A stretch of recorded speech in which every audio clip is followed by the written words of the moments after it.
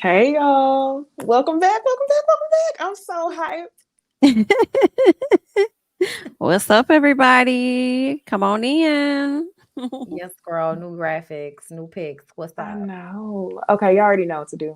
Ooh ladies first. Ooh ladies first at Ooh ladies first panel at gmail.com. Jamie, that's me, Bonnie Blue, and Necey Dixon. Okay, how are y'all feeling? Good. Good. Feeling great. Feeling great. Feeling Mm, good. How are you? great. Awesome. My I'm happy we're back. goodness. I'm happy we're back. You said what, Bonnie? I'm happy we're back. Yeah. Me too. Yeah. It's Frazzle. been Took a 2 weeks nice little, off. yeah, a nice little 2 week break from the people. I feel like a Mm. lot was going on though in them 2 weeks. Ooh, girl, wasn't But it? it was cool though. We got to, You feel had to like it chill for was? a second. Hell I yeah. feel like it was a Lacey, lot with housewives and stuff. Housewives, yeah. Spice, and Erica Mena. Yeah. But I feel like all that didn't happen until like this week. At the beginning when we was gone, I was like, what's going on? Last week. Uh-uh. Spice and Erica I was think last Court week. kicked it off. last yeah, last Tuesday was when the monkey comment originally happened. And then before that, I think Mm, Courtney kicked off with her drama and the Ralph and Courtney situation blew up. In Sierra damn. and Safari situation, which is kind of how we knew about the monkey comment. Yeah, Yeah. it's been a Time It's been mess. some things. It's been some things for sure. time is beyond me. I cannot. I cannot. I want to see some comments because I want to shout out Jamie for editing all the like new graphics. Yes, Like, shout out let's to Oh, me. look. thank you. Thank you guys. Okay. Thank you. Okay, always updating platform looking good. Okay, nice Thanks, and guys. bright. Yes, it's so Yes. cute. Okay, cool. So I have a question to ask y'all, like I always do whenever we get started. Okay. And it ain't about my friends this time. I'll be like, let me tell y'all about one of my friends. And I'll For be like, real. damn, she can't keep a friend. She the problem. Hmm. Okay, this is my question. What immediately tells you that a person wasn't raised right? Oh. Ooh. Damn. Immediately tells you that a person wasn't raised right. That's Yeah. hard. It's so many things. I would think Hmm. the first thing that probably would tell you this sound. Oh, I don't want to say that. I'm gonna Tell say us. this, y'all. Go ahead, say Don't it. hold it against me. I think when I immediately the first thing that's going to show up for me is what you say out your mouth or Mm, how you say stuff, and hmm then that's going to make me question how were you raised. So I think is what comes out your mouth or how you may like pronounce things or something. So Ooh. yeah. Your hair for me. Yeah, that's a Mm. big Your one. hair. If Mm. depending on what type of styles you wear or how well groomed you are or how comfortable you are looking a mess in public, those types of things. Mm. Like. For me, I think is when you in a room with people and somebody sneeze and you say bless you and that person don't say thank you. Ooh, that's a good one. They saying manners. So that's very true. Yes. Mm. Yeah, that's a Like good one, manners. Manners is a and good one. especially if I'm in a room and I sneeze and nobody says bless you. I'm Oh yeah, like, no, it's real fuck you around here. Yeah. Absolutely. Yeah. Ooh, and people that can't say thank you, like if you hold the door open for them, ooh, like people who are Yes. courteous, that really I can't stand that shit. Like, yeah, no. Yeah. that's made me like not really want to. I be trying to look at people and scope like, do they look like they was like they gonna say thank you, or do they look like they just trying to get where they want to get and they can't pause and say? It makes me not want to hold the door often. Right. Right. I'm like, damn. Or when they don't hold the door for you. Like the other day, I was going into a restaurant and this white lady was coming out in front of me, and I'm literally right there. Now, the normal thing would have been to hold this heavy ass door so that I can then get it while it's still open. She let that shit fall as I'm like really walking up to the door, and the door was so Mm-mm. fucking heavy that I had to, what I'm saying? Because it was closing, I had to like give all this extra strength to like push the bitch open. And I low key was like, I hope you trip and fall, you old bitch. Um, Oh. yeah, I didn't say it, but that's how I felt. You thought that, right? Oh, Yeah. damn. Sometimes it be like that. Sometimes you be Mm. thinking that. Cause I will hold the door, like I hold the door open for people. Like I'm, I'm courteous. Yeah. I always Yeah. courteous. Like, And then sometimes people be like, "Oh, it's a Southern thing." Do y'all think it is, or you think No. no, everybody should be doing that, right? I I do. think, yeah, I think that's just like a common courtesy amongst everybody. I don't think it's Southern. They love trying to put stuff on the Southern. No, it's not. And if it Universal. is, then you just letting everybody know that y'all whole region ain't got no fucking manners, and that's fine if that's what you want to promote. What the fuck?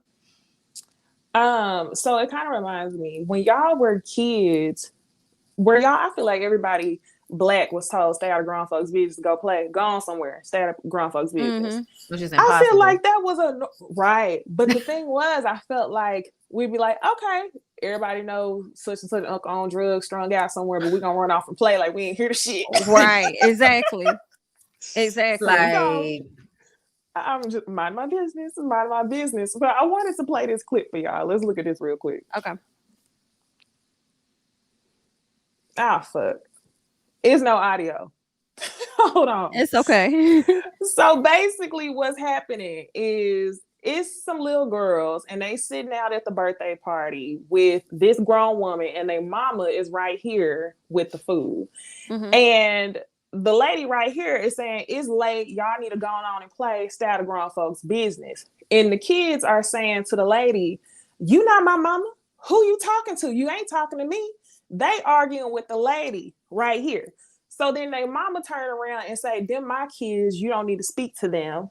That's my concern. Don't worry about it. So it's just a whole exchange of going back and forth. So I was wondering what y'all's opinions were on the kids. Hold on, go back. What happened at the beginning? Oh no, she did throw some. Yes, she ended up throwing cupcakes. At who is she throwing cupcakes at? At the kids? Throwing them at the kid. Here, I'm gonna play it again. Throwing them at the kids, throwing them at the person recording the video. Okay, so here's the thing for me. Even though I understand as an older woman, you looking at somebody that you know are, exposing their young kids to too much of adult conversations and shit. And you telling them in front of, another adult, don't worry about that. Yeah, I feel like that breeds your children to be disrespectful to everybody. I do. But I also feel like for you to get up and start throwing shit, you're not at a level where you can be asking for respect. Because why are you getting up as a grown woman throwing fucking cupcakes at people? You know what I'm saying? Like, exactly. In order for you to get the respect you're asking for, you need to act accordingly. And I think a lot of older Black people miss out on that. The reason why these kids are disrespectful is because y'all are disrespectful. And you expect people to be respectful to you simply because you are grown. And that's just kind of not how that works. Necey, tell me again what happened at the top of it to cause her to say don't say nothing to the kids. Well, you don't hear the little kids speaking. The thing is, the kids are sitting there, and then all of a sudden, the woman goes, y'all need to go on and play. It's too late for y'all to be out here and stay out of grown folks' business. So we don't know, like, if the kid was like, or chiming in. All we know is that the lady said it's too late. Too late. And y'all need to go on. Yeah, no, I don't. Yeah, if that's just like random, I probably would check her too. Like, don't say shit to my kids. And it's dark as hell outside. How you know I want my kids to go run around and play so that you can feel comfortable with the conversation that you want to have? How about you take whoever you're interested in talking to and y'all go off to the side? Because if you see that I'm preoccupied, and with me being preoccupied with what I'm doing, and this is a clear eye view for me to be able to see my kids, if these are not your children, do not go and tell my kids to go and play and it's dark as hell. If it's too dark for them to be out here to be a part of the conversation, or it's too late, then it's too late for them to be outside really playing as well. So what the fuck is wrong with you? Like, no, I probably would say something to her too. And she had better not been to let any cupcake had hit one of my kids. Okay, I'm gonna try to share screen and play. Crazy. Let me know if y'all can hear this. Now it's grown folks time now. Where are all these kids? Y'all kids need to go to bed. You ain't my mama. I ain't gotta be your mama, honey. You going to bed? I'm talking to you. Go to bed, little girl. Y'all don't tell my child. Oh, I'm telling your child when to go to bed. No, I'm telling your child. It's grown. It's grown people time. It's grown people time. Get your child in check. Get your child in check. It's time to go to bed.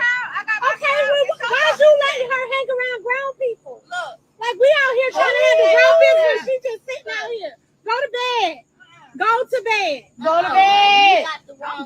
I got the right one, honey. Oh, these your kids? Baby.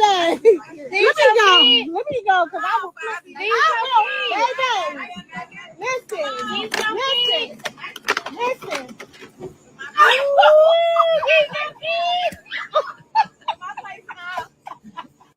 Grown folks come now. So My people bad. are Ooh. no, go ahead. This one of them situations where them people family. So the fact that she started throwing them cupcakes and everybody started laughing, y'all, that's the auntie that's always telling somebody some shit they don't want to hear, and they know it. That's why when she picked up them cupcakes and started throwing them, everybody started laughing. It's giving it ain't that serious. That's what it was given. It's giving Just it a ain't that little bit. serious. It ain't. People were saying it was a skit, but That's when I started to question. Like, is this a skit? The because only you know reason I somebody did think- kids is doing it. No, for real. Right. And I'm sorry, I still didn't like the way that little girl was like, "Who you talking to?" Because I was like, "No, little girl, who you talk?" Like, I would have been like, Right. "Mom." Like, I mean, you know, I guess I was raised to be a little bit more respectful than that. But I probably would have referred to my mama. Like, I'd have been like, or if it was my auntie, I probably would have gathered my auntie. I ain't gonna lie. Who you talking to, lady? But I'm just playing. I'm Don't hit trying to me. think. I'm just playing. Don't hit me. I don't know. I feel like I would have been the little girl that would have tested you. You Yes, would have tested her. Yeah, I used to get hit, so yes. I don't test adults. That's where I'm trying. Nah, I See, wouldn't. I was like, I was a really obedient kid at the same time. However, even as a kid, I don't like people talking to me any kind of way. That's why the teacher put me out the class that time, because I kind of had a situation like that where she spilled something on the teacher desk, and I said, "Ooh, I'm gonna tell her." And she said, "Shut up, you ain't gonna do that." I said, "Who you talking to? Because you ain't talking to me." Your Okay, teacher like told I you was to shut like, up. she did. Okay, she well, did. no, that you jumped off the curb, because I feel like that's different. Like, why would you tell a kid? Like, that's disrespectful to tell somebody to shut up, whether it's a kid or not. Right. When she was saying, you know, why you got your kids out here, like, you know where that be coming from. That's the chick who was staying, who walked over there with a plate, is giving you be out here saying all kind of shit in front of your kid In that you front of- shouldn't, and everybody know it. And so that's why it's like, why you always got your kid out here when we having grown folks conversations? Because y'all know how a lot of these young mamas be. They don't be paying attention, and they really say any and everything in front of kids. And so it was given. Why you always got your fucking kids out here when we having grown folks? Bitch, get these High kids key. inside. That's what I was thinking. And I'm just thinking back, trying to reflect back on childhood, because I feel like I don't think I've been around a person like that was a family or a friend that would just talk to us like that. Yeah, you said my you mama haven't must been. have. Yeah, my mama about already got them together. That you just not gonna just be y'all kids need to go ahead and da, da, da. Child, I know No. because my mama is that parent. My mama is that auntie at the functions, and it'd be annoying. I'd be like, please stop embarrassing. She'd be the one to be like, get your kids. I mean, and most of my grandma would say that, but ain't no sister, ain't no fan. My mom didn't play about that with us. Like, don't say shit to my kids if you ain't saying yours, period. Because your kids the ones that's running up and down and doing this and that. You running need amok in a palace. You tell me and I'll let them know. But like at most, I think my grandma probably would have said something.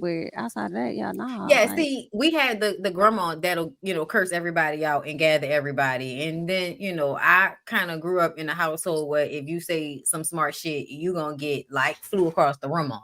So I didn't really like do that with the adults.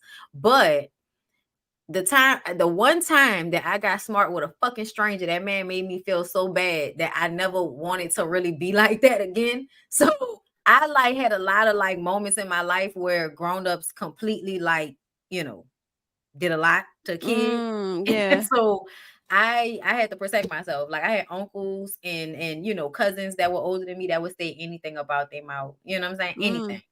So sheesh. I curse everybody out now. Like now that I'm like an adult, like the last time we had a family, I said, I told y'all, I don't know why y'all be fucking with me. Y'all know I'm gonna tell y'all something. Leave me alone.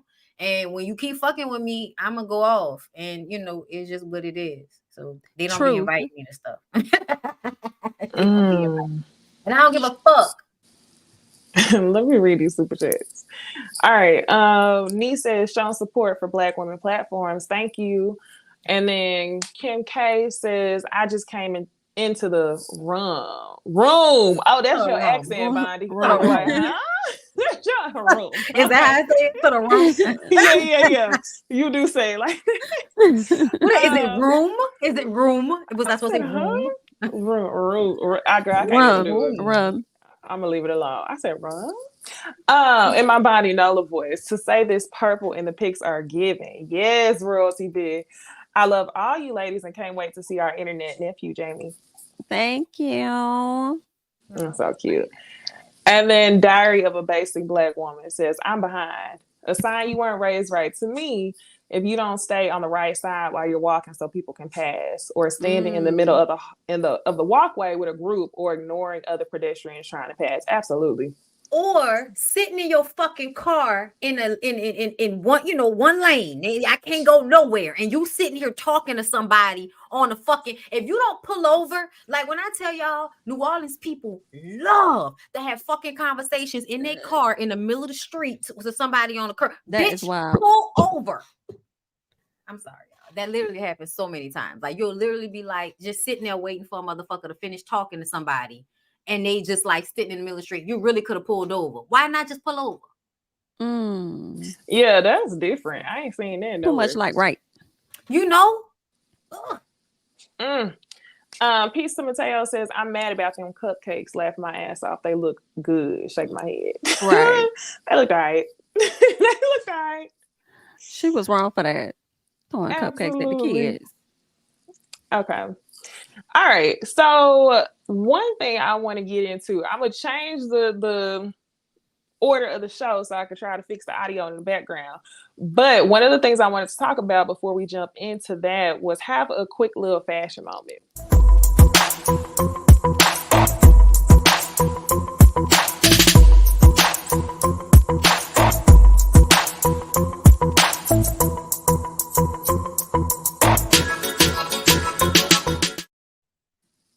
Okay, so y'all know Beyonce was in LA for her birthday. I think she had like 3 nights, and a bunch of celebrities came out, and it was a whole ass fashion event.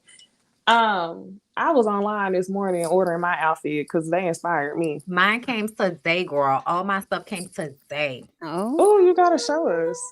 Girl, I did it on Instagram Live, showed everybody like all my different options that I got because I got me and Lyric a whole bunch of different options. Okay, so we gonna have to see which one give.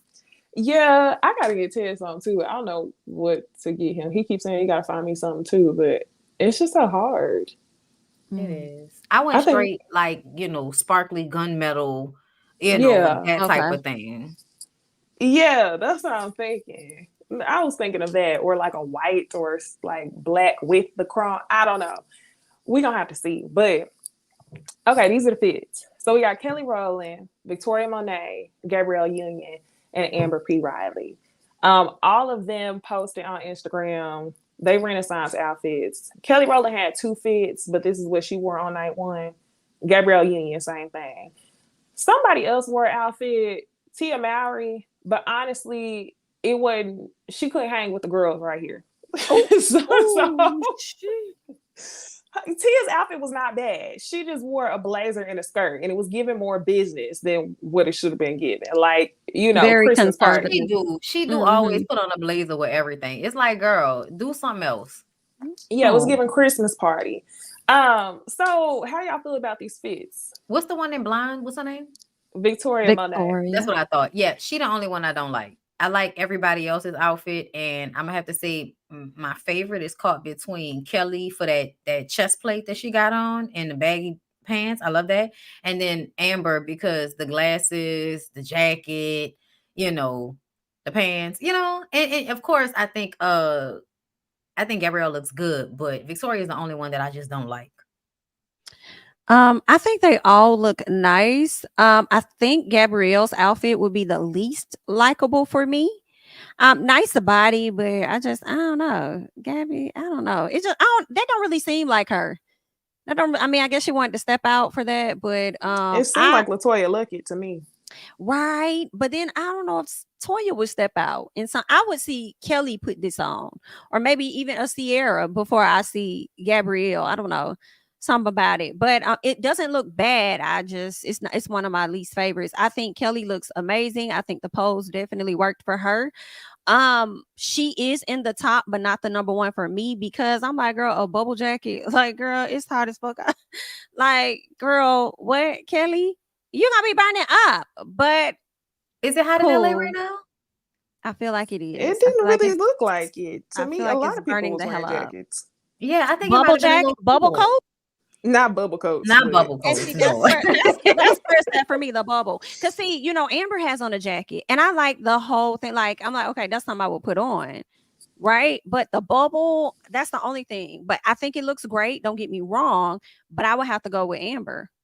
I think she did good. Yeah. Whole I love her look. glasses. Love it. Yeah. It's Yeah. 90 degrees in LA, so it's not cold at all. Got it. What they said, 90 degrees. Yeah, I'm just saying you never Okay. know with LA, child. You never know. 90 degrees. Shit. I didn't know it was that hot in LA Oh, right now. yeah, it's cold at night. That's very true. If it is 90 degrees during the day, by the time you get to nighttime, it's in the 70s.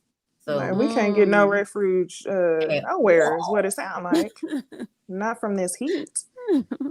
For me, it was between Kelly and Amber, but I'm gonna have to go with Amber. I like Amber's outfit. I like that bralette, and then the glasses. It's extra, but the perfect amount. I agree. And then Gabrielle didn't Agree. really give much. She also went on the second night or the last night with her family, and that outfit really didn't give. But yeah, no Sheesh. shade, no shade. I'm just saying it's not comparable to this. Do y'all like Victoria's new song? Or well, it's been a trending song for a minute. Oh On my my mama. mama. Oh Yeah. my. Y'all know I love it. That I used to be my love theme it. song, the original version of that song. Yes, when I was on a step team at high school, we had to dance to it. Oh my mama. It was so cute. I That's love what's that. up. Yeah, no, I like it. And I think her choreography and shit in a lot of her videos have been off the chain. Absolutely. I'm very much gluing into Victoria Monet as an artist. For Did sure. y'all listen to her album, Jaguar? I have not. No, that's the new one, right? I listened Yeah, I to haven't it. listened to it yet. How is it? It's good. Okay. I think I like majority of the songs on there. It's just like really short. And I I thought want On them My to get Mama out of would the be short on there. songs. So that's not on there? On My Mama's not on What? there. That's a single. Mm. It got a completely different sound than On My Mama. Oh wow. Oh, whoa. Okay. That's I'm gonna have to interesting. check it out. Mhm. Did y'all hear I see people people saying it's saying? good. Did y'all hear people saying that this is who Ariana Grande was cosplaying all those years? Good night. Mm-hmm. Did she Wow. write Ariana? Majority wrote of a for- lot of her songs, the Thank You Next, all of it. And like if you list, have y'all heard Victoria Monet talk? No, not Yeah, really. yeah. I She haven't. that's Ariana Grande, they think like got her sound from her, like even the way she talks. She's very like soft spoken. I feel like Ariana Grande stole from Mariah Carey when I first saw it. Like, you know, and Christina Aguilera. I was getting them vibes. But child, I'm gonna have to listen now. Shit. Okay. Yeah. That's the video I should have Have put to on pay here. close attention to that one. Yup. All right. So this is what we're gonna do. We're gonna get into TV talk, but y'all do us a favor and like the video.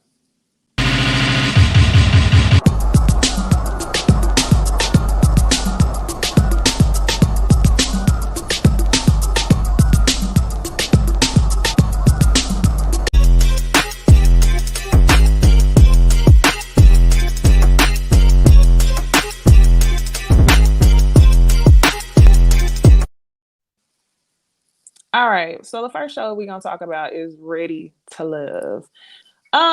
Y'all, I feel like this is a franchise. Well, not a franchise. This is a show that I feel like season over season, it hasn't gotten better. I think they need to go back to Atlanta. I would agree. Like when I tell you I have tuned out so much to this entire season, I have not even clicked on a video.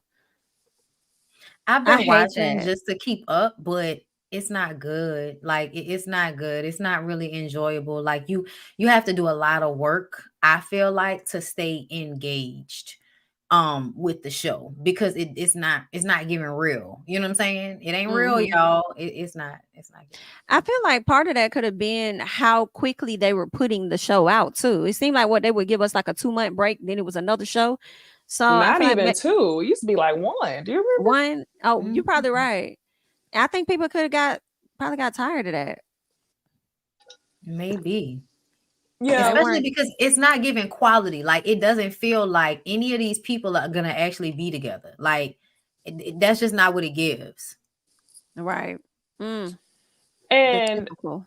I had a feeling Dallas was gonna be like that, Hmm. just because this is low key what Dallas be giving when my friends talk about dating.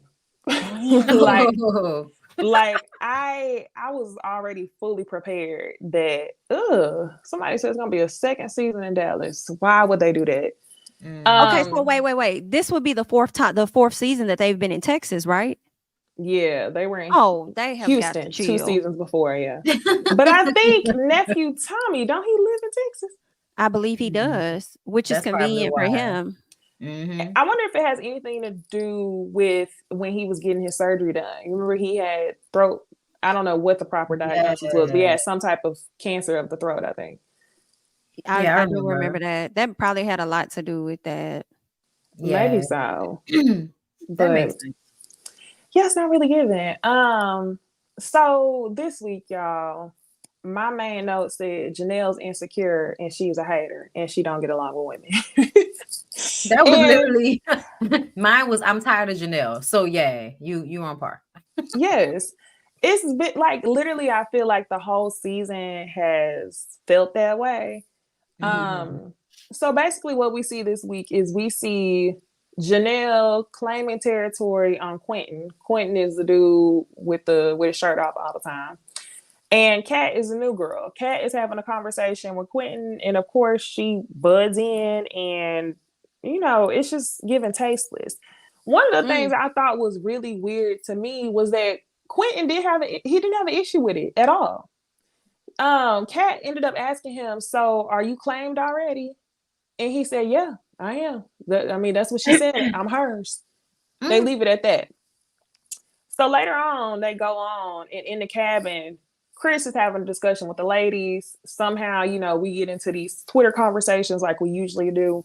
Should a woman be submissive, or should she be aggressive, or like what works for the Black woman? We get into a conversation like that, right? And this is Janelle's opportunity to basically start a debate with Kat, which is what she's been wanting to do the whole night. And they end up debating about it because Janelle is a pick me. The night ends and they in a heated argument. Kat feels like Janelle is being aggressive and nobody checks her. So, thoughts?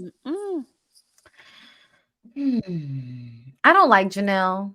I think that she is a pick me. It was actually quite annoying, her interactions with the women.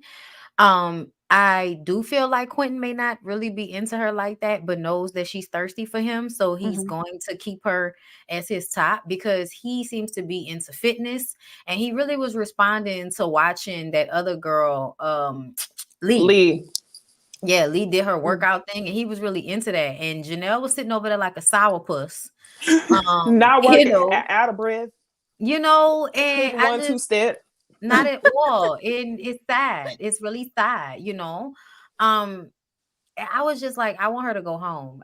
But I know how the men love them a good pick me. So they're probably not going to send her home. Mhm. This just because she's willing to do so much for these men. I told y'all I didn't like the way she brought up the gender thing, like black women, we never had those problems in our community. That's white people that want equality. It's like, girl, shut up. It kind of reminded me of that girl from the previous season, and I can't remember her name. She just had the interesting looking face. Do you know what I'm talking about? Not the You, interesting looking Previous. face. she was with the dude with the 3 baby mamas, and she had the forehead like she had a big forehead, and damn, I know somebody in the comments got to know her name. Child, when y'all figure it She out, had 2 kids. Oh, the one that what you call it dragged? The one that Simone dragged? So Oh yeah. Jeffrey. Aisha. Oh, Aisha. Oh, Aisha. Okay. Do okay, y'all remember okay. her? No, Kinda. I don't. I'm Damn. gonna have What to she pull her up. did? I know, cause I don't. She was like the ultimate pick me, but like the hotep version of that. Like, you know, I want to live in my femininity and da da da. You don't have to do this. You don't have to do that. I just want to be at the house and serve you. Is what she was I giving. I mean, it's one remember every her season. as girl. Yes, I remember Jeffrey her. is similar, but it wasn't Jeffrey. It was Aisha. They knew who I was talking about. Okay. It was Aisha. I sent it to you. Yeah. Her Okay. page. Yeah, that's her. Oh yeah. Yeah. Mm. You found it. Yeah, I remember her. Big face. Mhm. Yeah, big face. Big Oh, face. She got a little face. just Does a big she? forehead. Yeah, she had a very little face. I think she's beautiful, but no, she got a big face. Like it's the cheekbones, it's the mouth. Like it's she's a lot of face. Is this not the one? The one that had the That's her. blonde? Yeah, Okay. she would change. She would change. Wigs like underwear. Yeah. Yeah. I thought she had a She's really beautiful little though. face. It was odd. Yeah, she is. Yeah, she's pretty. Mm-hmm. She did. She was on the show, doing I mean, even some of these wigs that she wearing kind of let you know everything you need to know. You know what I'm saying? What you mean? What you mean? Okay, this one, slide down. Which The one? one to that one right there where your mouse at. This one. Yes. Oh I knew you was my. gonna say that. That's bad. Not that one. It's the other one on the other end. Down on the other end. Right here, the bob. Yes, that Oh one. my. That's given the I'll do anything, my man, but I work hard. I have 10 jobs. I make money. I might be with a nigga that's a homosexual because I want to get digged down so bad. But yeah, pick me, please. The blunt cut. The blunt cut, but I work This is hard. what Sheree meant when she said big face. You know what she meant when she said it. That's what that's the type of stuff we mean. Big face. Okay, got it. Oh Right. my. Still pretty. Fuck, I got a big face. I do too. I do too. It's all Yes. face. I mean, yeah. Face ass. But yeah, I feel like I'm getting tired of the formula Ready to Love. I don't really have anything else to add. Y'all have anything else to add? I definitely don't have anything to add for Ready to Love. I'm so sorry. I'm ready to revamp is what it's giving. Ready to cancel. Speaking of revamp, no, we're gonna do that. We're gonna talk about that later on. Okay, let's move on from Ready to Love and let's get into Love and Marriage Detroit, y'all. Love and Marriage Detroit. So whole season. The season has ended since we met up last time, y'all. I want to know y'all's thoughts on the entire season, and do you think that it should come back? No. Yeah, I think the entire season was forced. It was just forced. Like their dynamics didn't even come off as like they was like real friends. I don't know. It was dry. It was worse than Love and Marriage DC, child. Yeah, you love. I do not recommend. I just don't like the people on Love and Marriage DC. You don't? Yeah. No, I don't. I'm trying to think of somebody I might like.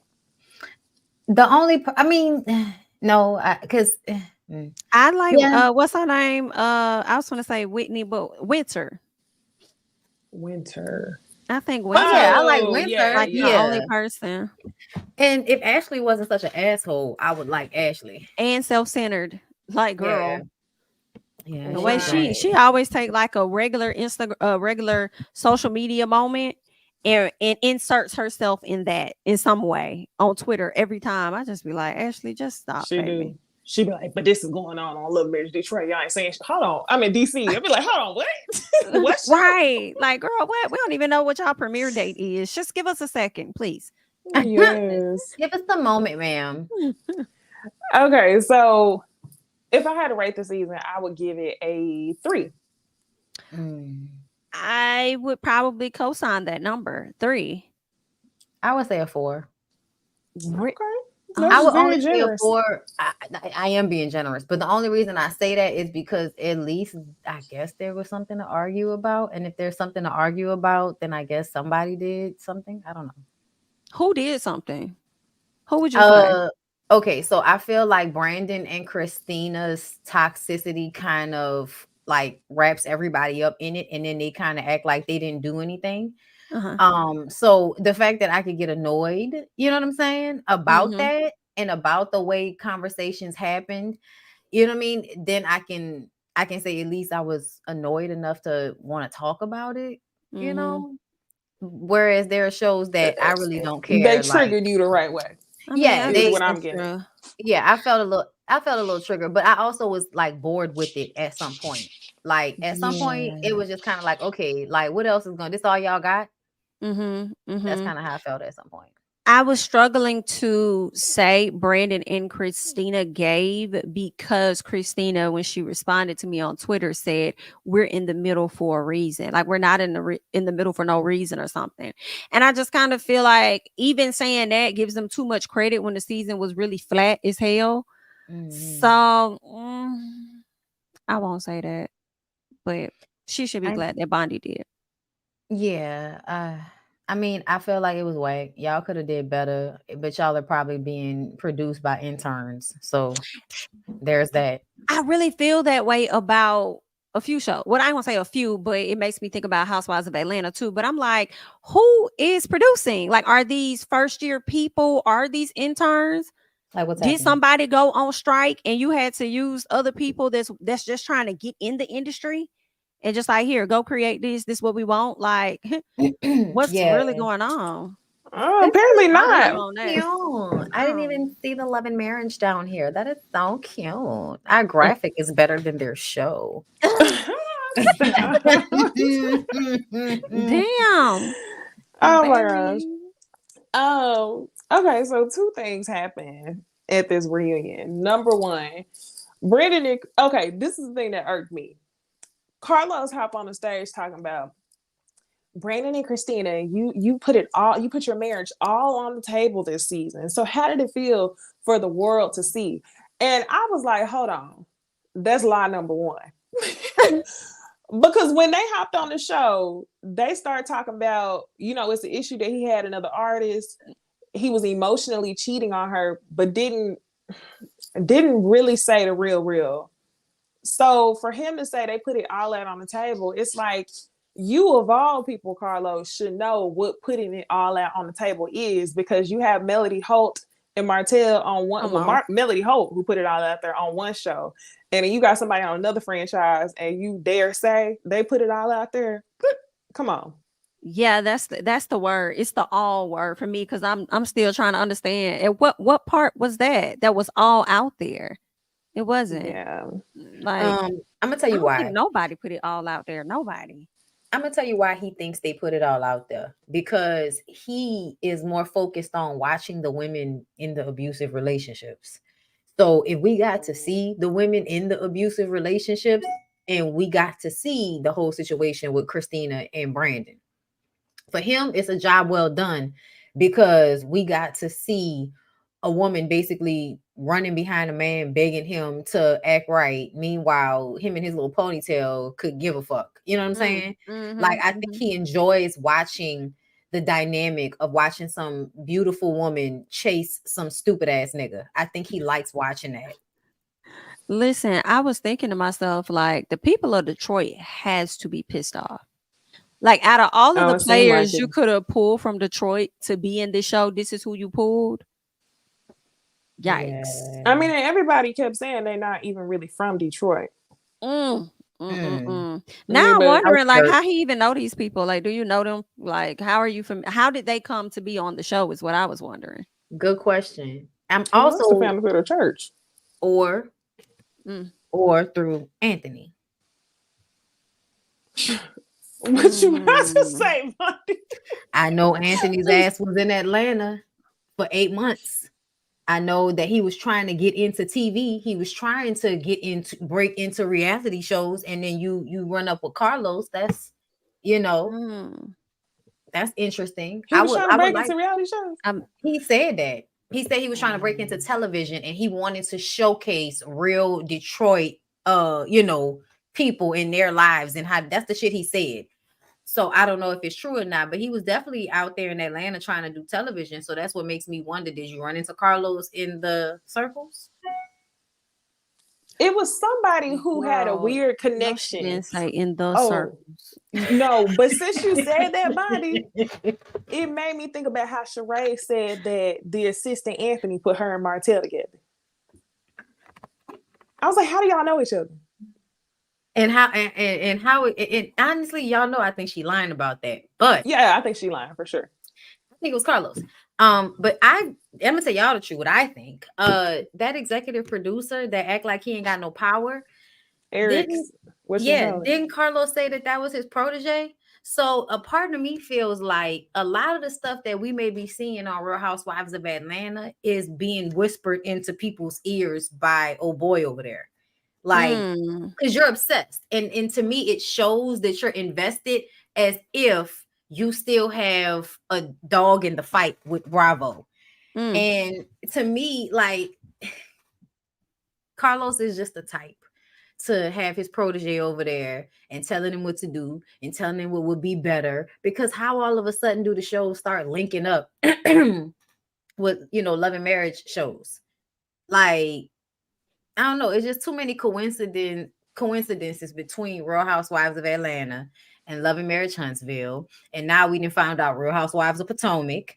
And now Love and Marriage DC. Ashley from DC is over there hanging around with the Potomac people. And now both of those shows are probably going to be coming out around the same time.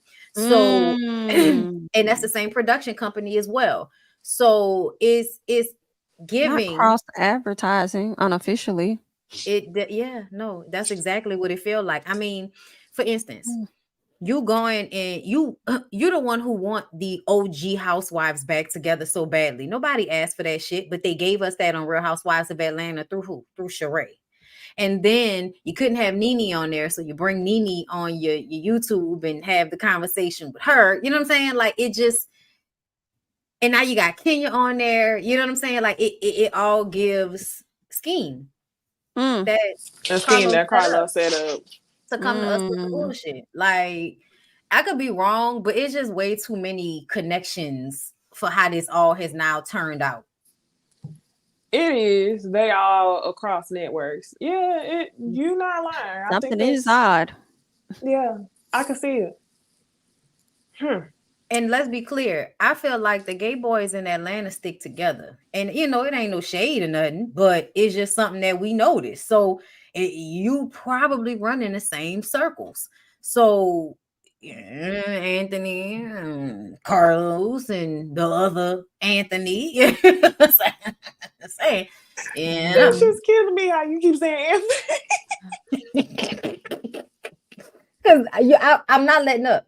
I don't give a fuck how he didn't try to, you know, I love this woman. Yeah, but you still talking about going to LA. Well, can I go to LA now? Can I go to Atlanta now? If you want to leave that bad, son, just go ahead and leave. Just go. But the fact that you like always bringing it up, what's in fucking Atlanta, my nigga? What's there? What's there like that? Talk to me. And what Toya said, she didn't want him to be down there because their son was getting bullied or something, right? Yeah, that's what right. The kids was racist at the school he was going to. As if you didn't already know the school. Like, girl, that's what I was thinking. Going to that school? Because when I was growing up, my people knew that I was about to deal with racism. They were trying to prepare me for it when they put me in a school full of white people. So I'm looking at her like, were you really? Did you take your kid out of that school, or did your kid still go to that school? Holla at me. That's what I'm wondering. And how old was he when he was in that school? So he had been there already, or was this like? Yeah, I think their son is like probably like first or second, like younger and not older than third grade is what I'm thinking. Oh my. Yeah, they were young, like 10, between 10 and 12 maybe. Oh, so you thinking like 5th grade, older. Yeah, probably. I mean, and listen, it is not that I don't believe that could have happened. It's just I feel like you might have used it to get his ass to come back home because nothing else was working. That, and I also think that it's a weird flex for them to make it seem like their child goes somewhere so prestigious that they the only Black one. And that's not healthy. Like in 2023, I want y'all to know that putting y'all kids in that environment without preparing them for what they're gonna get is a problem for me. Like Absolutely. because I do feel like kids need to, like, especially Black kids, they need to know how, if they're going to be out here in corporate America, in the business world, whatever, they need to know how to deal with Caucasian people. Like, it is what it is. And in our households and our communities, we don't always have those interactions. And kids need to have that if you want them to be successful in America. So I do understand it, but I feel like, you know, you need to have it in your mind that there's a cutoff date on that. You know what I'm saying? Like, they should not be in those environments their entire matriculation. End up like Kyra from what's that show, Ready to Love Dallas? Do you remember that one? Yeah. And she still want to be with Black men, but she's not emoting in the way that makes Black men feel comfortable. And it's was comfortable saying she was the closest thing to a white girl the whole time. Yes. Kyra, the one that was that Tisha was pressed about being around Marceau. No. On Ready to Love this season, there was a girl on there who was like, "Oh my God," you know, and she and one of the dudes got into it slightly. She also asked if Quentin liked Black women. And honestly, they was mad at her about that, but he did say he dated like Latina women, not white women, but Latina women. I'm like, that's still you like being with a preference specifically for probably a long period of time in your dating history, and you trying to act like that's not what you was doing, but that is what you was doing. You probably figured out it's smarter to be with a Black woman because you're gonna be able to find somebody like Janelle that's gonna, you know, take all the abuse that you're willing to give. Them Latino women have a cutoff date. Like, they expect to be wifed, and if you don't wife them, they move on. Ain't that some? So yeah, Kyra, you're right. You know, Caucasian. Yeah, she the perfect example. It's so interesting because I went to a school with a good amount of Black girls like that. Like, I grew up in the suburbs, but the population was so big that I probably went to school with the same amount of Black people as somebody who went to a smaller school. I graduated with like 1,700 people. So I had a decent amount of Black people, but you know, still just the proximity be making people feel some type of way. But I think that's what LaToya and Anthony was low-key trying to give, kind of the same way they'd be like, Dr. LaToya. Like, you were referring to your wife as Dr. LaToya every second you get. But what I want to know is, like, Dr. LaToya wasn't giving doctor. Okay, Jamie, you took the words out my mouth. She was, but not. You think? Yeah, because I know doctors, and they always have rough edges, and you know, like, they don't know how to do mess. They know how to do school book.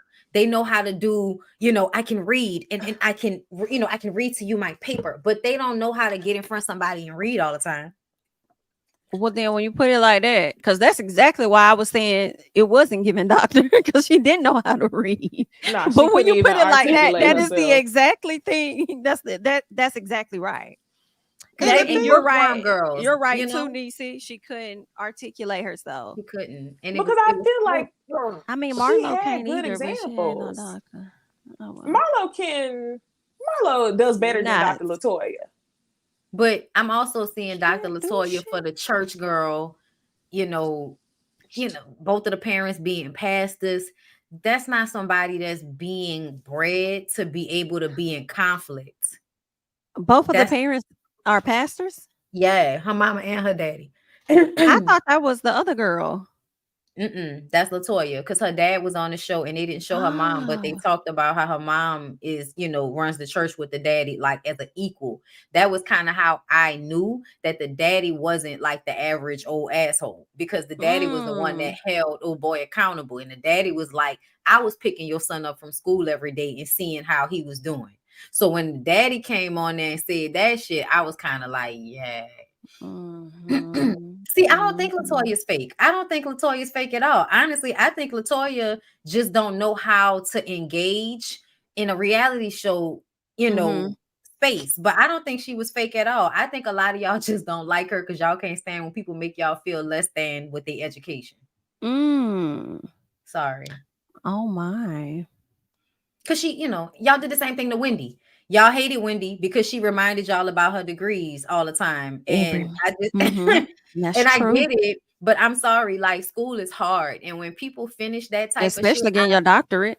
yes, I always feel like that's one of the only spaces where you're allowed to like flex on somebody with that shit. Because like what else is there that you're gonna work hard for so that you can know some shit so you can be good at something?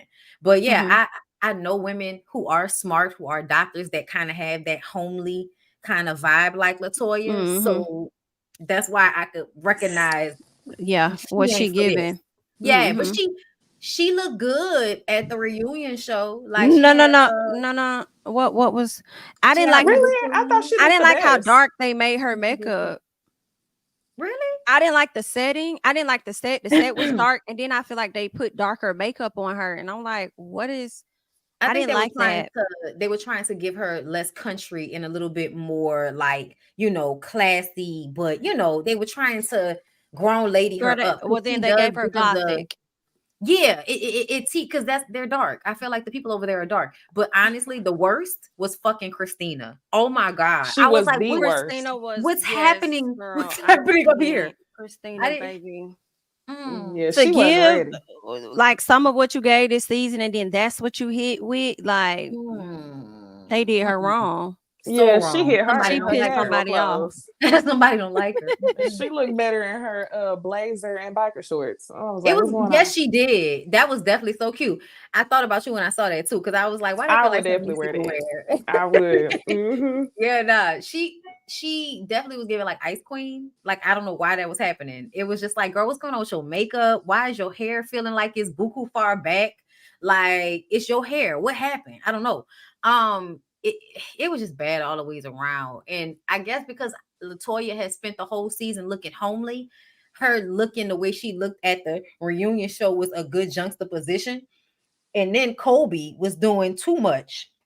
Like, she was giving 1980s designing women, the way my aunties and them used to dress back in like the early 90s, like 1993, with the red and then the shoulders and then the big old hair. Like, it just kind of, she looked good, but it felt a little dated to me. Like, girl, you can do better than this. I didn't even think about it. I think LaToya looked the best, honestly. Now, if she would have articulated herself, I think that she would have like solved it.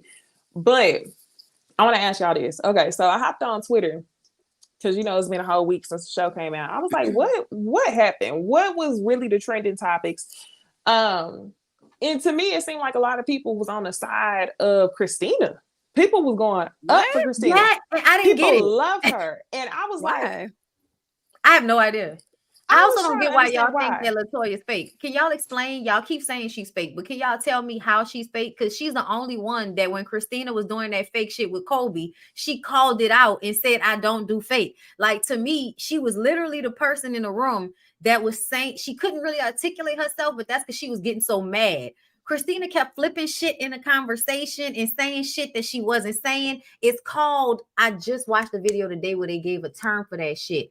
Scarecrowing or something like that. I can't remember exactly what it was, but it's when they flip, like they make an argument that you're not arguing so that they can throw you off.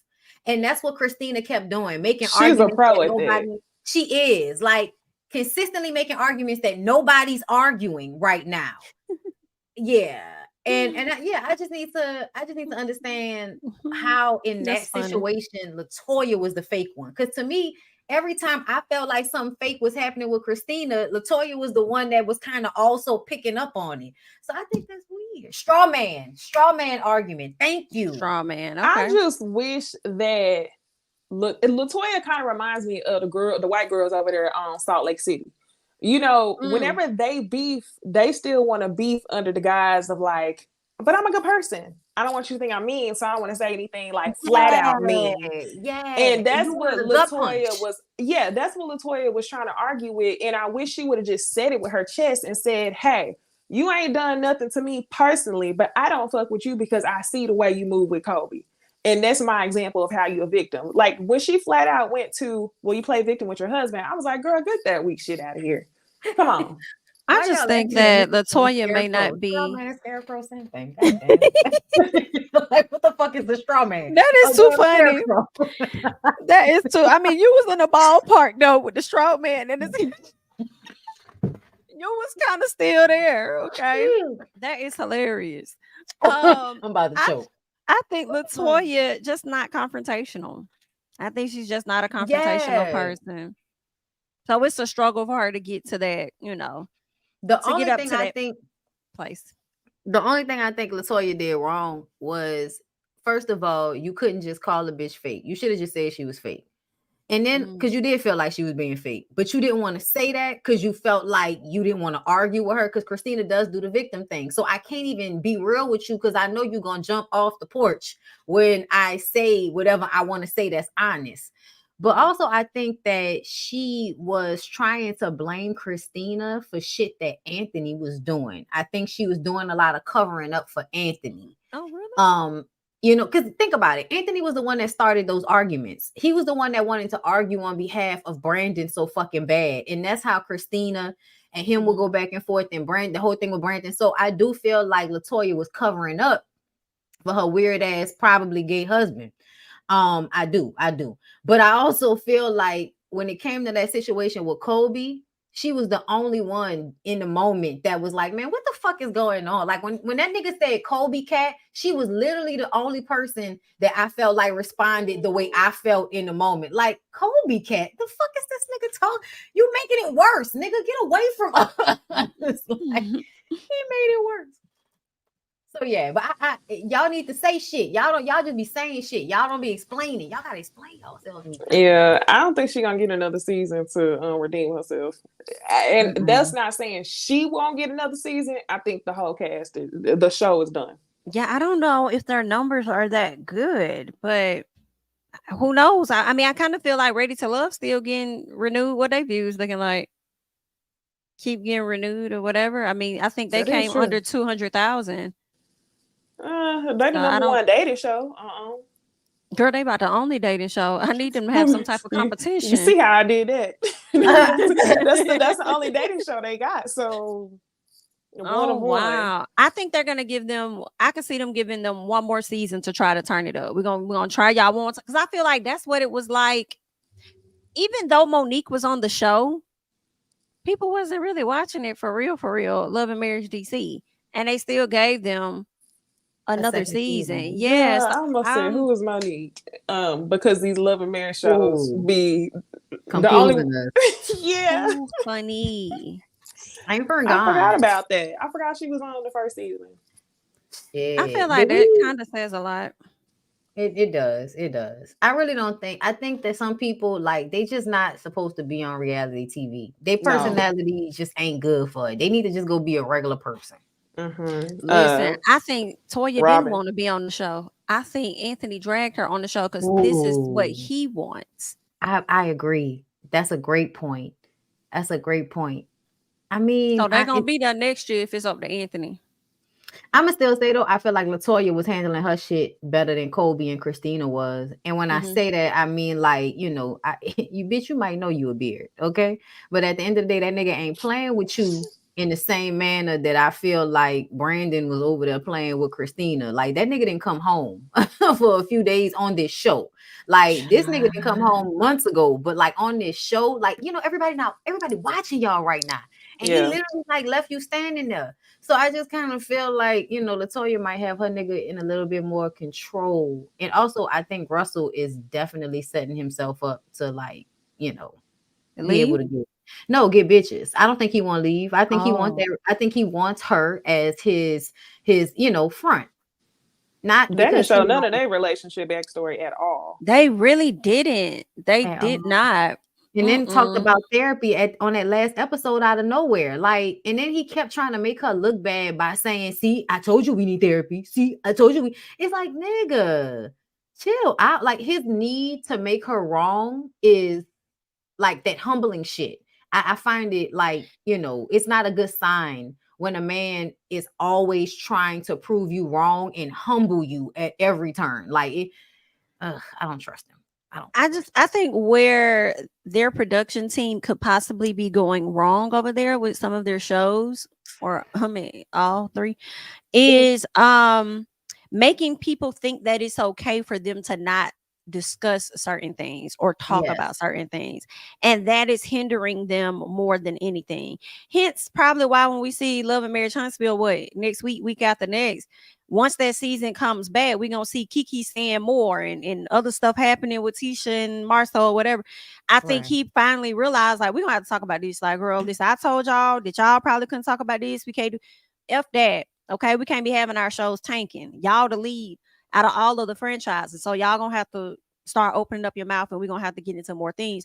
And I think that's something he's gonna have to do with all of the franchises. Stop making people think that they're not, it's okay for them to not share certain things. Like, if you don't share, you get in trouble. Same way Miss Kenya Moore did when she went over there and got married or whatever. Absolutely.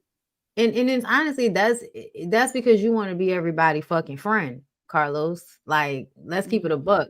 You've been over there doing the I want to be accepted by straight men thing with the Scots, which is why you probably been letting them skate, not showing what's really going on in their relationship. And I think you do the same thing with a lot of these men. You kind of want to showcase how they mistreating their women because you get like a little glee out of it. But I also feel like you do a lot of protecting these men's image at the same time, which is why at some point the shows are no longer good, because you're not even letting them really expose themselves like that. And it's obvious. Like, we're all like with the Anthony and Brandon shit, man, get the fuck out of here. Like, well, what nigga is disinvested in another nigga's life like this? All these hugs and shit. And like, I'm sorry, y'all. Like, it's just a lot. It was. And I feel like Carlos know what the fuck he doing. He know what that shit look like to everybody. It's also given, maybe not gay, but I think Anthony feels like he not really doing shit in comparison to his wife. We don't really know what he does, so that's why he keeps talking Disney. And it doesn't really seem like Brandon is doing that much either, but it seems like they benefit from each other while also being in competition with each other. And that's what we're seeing. But I don't know. Because he didn't tell him about cheating on old girl, that was like the huge sign to me. Because he talked too much. He do talk too much, but so does Russell. Like, the shit that happened came out because Russell told Kobe. That's how, you know what I'm saying? So Anthony was like, bro, you gotta learn how to keep your mouth shut. Nigga. Word. It's a lot of shit that I think that they be playing in our face. You know what I'm saying? Like, creating narratives and shit like that, not following it through because you're trying to protect people. It's just weird. And I want them to stop, It's just, I feel you. It's weird. So, I mean, maybe we'll watch part 2, maybe we won't. But we'll see if they come back for a second season. Okay, let's talk about something I know people really want to talk about. Let's talk about Erica and Spice. Oh, baby. Okay, come on. Who child? Come on, which version is we doing? Okay, is it Tupac? Listen. So, y'all. Okay, where do we start? See, so I was super. I hear like an echo, but anyway, I was super excited to come on and talk to y'all about this because y'all know I don't watch Love and Hip Hop regularly. I watch Love and Hip Hop when I feel like shit be happening, or I watch the clips and I'm like, okay. So I didn't watch Love and Hip Hop over the 2 weeks that we were out, but then like everybody on the internet was talking about this whole monkey comment. So I saw the clips and I was like, okay, hold on, I gotta watch the episode. So I did. And I want y'all to help me understand. We're going to get there, but you ain't got to answer this yet. I want y'all to help me understand the friction between like Spice and Erica. Because from my perspective, I'm going to start with the sit down. We see them sitting down. We see Erica trying to squash shit. And I'm going to say this. Logically, what Erica was saying made sense to me. Whenever she was saying something like, wrong one. Whenever she was saying something like, I'm his wife and he didn't even feel that for me, like you would feel some type of way. I was like, okay, that makes perfect sense. But to me, it just seemed like Spice didn't really want to understand it. Spice was on an assignment. I don't fuck with you. And that's how the conversation was going to end. Erica ends up flipping the table because Spice said something like, I raised my kids 14 years doing it alone. Erica said, I did it for 17. And she said, with a son that don't like you. Erica flipped the table. They end up throwing stuff, getting ready to fight. Erica walking outside. She talking about, you should have died on the table. You monkey, making noises. You black monkey, right? Or you blue monkey or something like that is what she was saying. I don't fuck with that at all. I think that in that moment, it basically just exposed to us everything that Erica had been thinking anyway. And it's so funny, Bonnie, because when we was talking about this show a couple weeks ago, like before this even came out, didn't nobody know about it. You was talking about how Erica is the type of Latina to profit off, like just benefit in general around being the exotic one around Black people and benefit off of Black spaces. And that's exactly what we saw. Now, this news episode, I found myself like, hold on, I need to know more about the backstory, because Spice was very much like, we all Black, y'all all on my side, right? We beefing with Erica, right?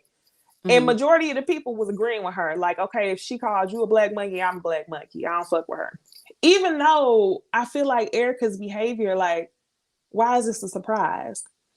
So I'm sure as fast as I don't understand, like as far as why Bambi and what's the girl name? With Sierra. the cheeks? And Sierra. Don't with the cheeks. with the cheeks. You know what I'm talking about. Why Bambi and Sierra don't quite want to jump to the defense of Spice when they know that they exotic Latina ass friend use the word monkey.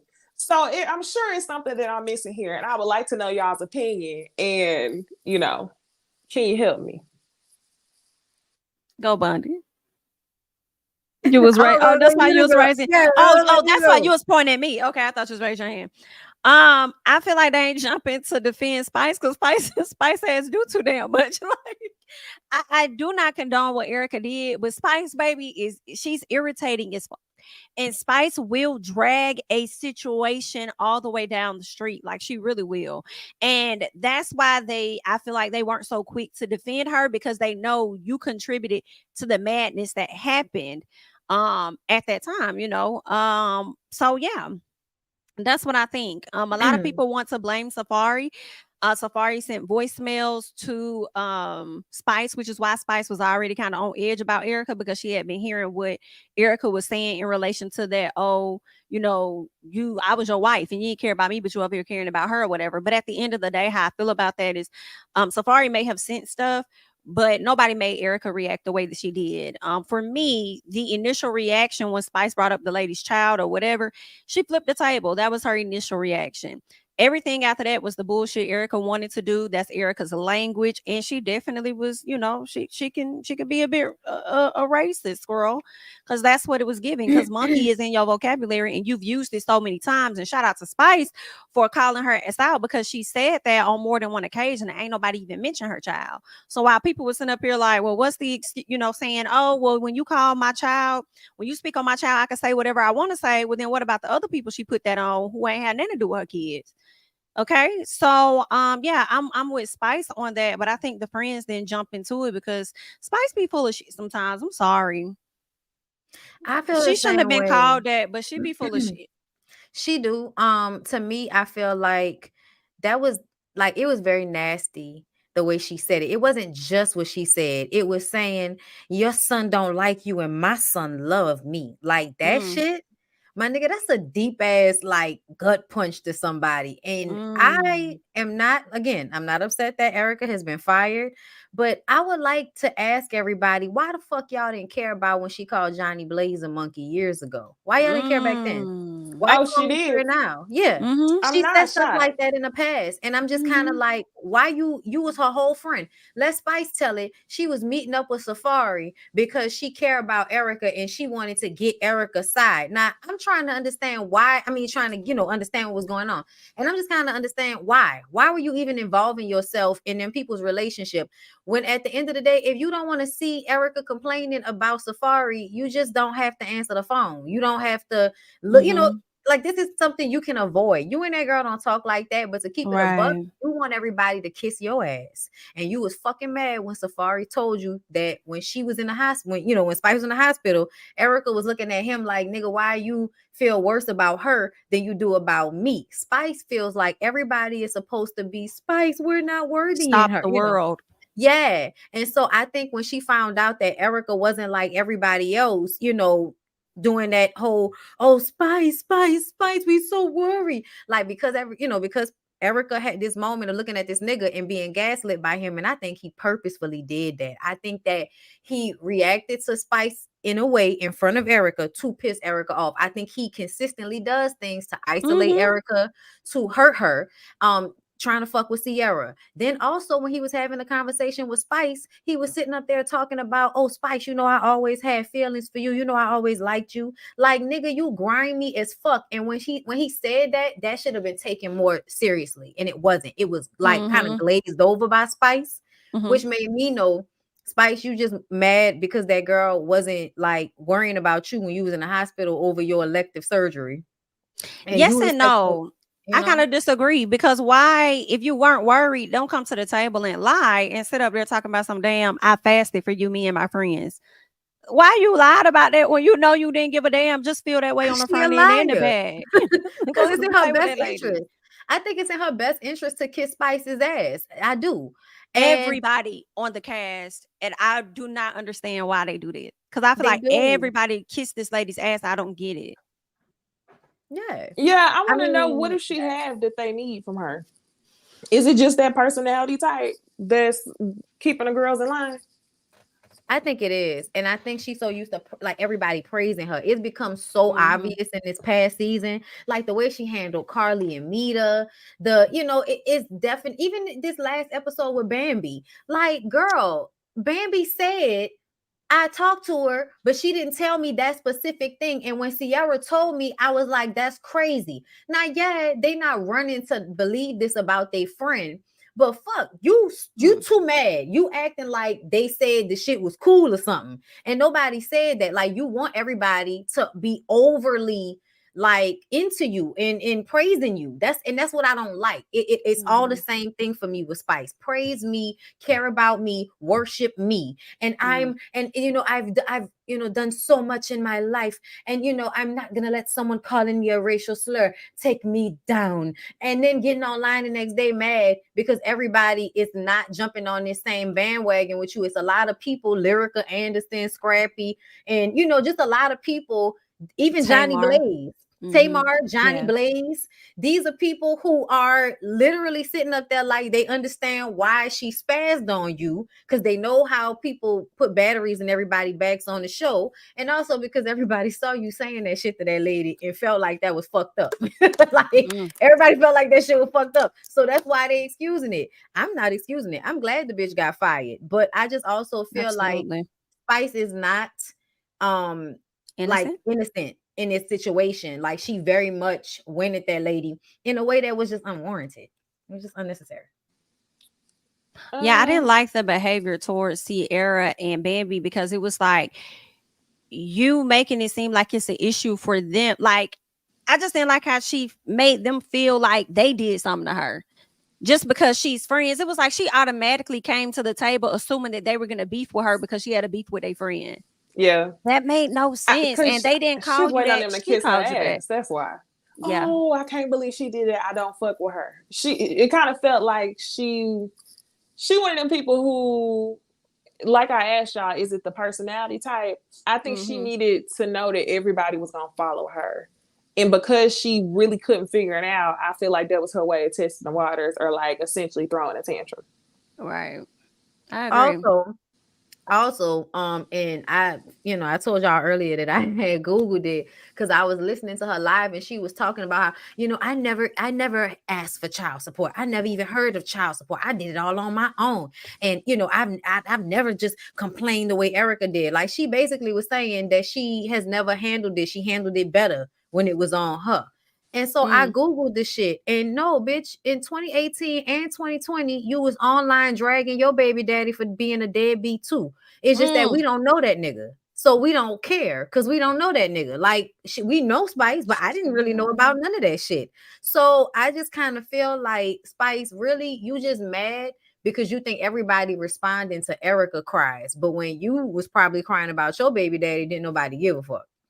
Because you absolutely did everything Erica is accused of doing, calling the dude a deadbeat dad and saying he wasn't helping with the kids, and like you did the same thing, bitch. Like you did. I don't know why you acting like you don't understand where she coming from. You don't want to understand where she coming from. Yeah, I saw you make that point. That was a good point. Like, Oh, okay. So with that, let me read this super chat real quick because I felt like it was a good song. It says some people do not understand that Erica being racist and Spice being wrong are not mutually exclusive. Spice was dead wrong in that argument. Erica has always been trash. Nothing new here. And then D Johnson says ever since she got that Grammy nomination, they think Spice might be the breakout like Cardi or K Michelle. Spice don't have the personality. Yeah. It's not giving breakout because what she got to do first, she need to break the fuck out of Love and Hip Hop Atlanta.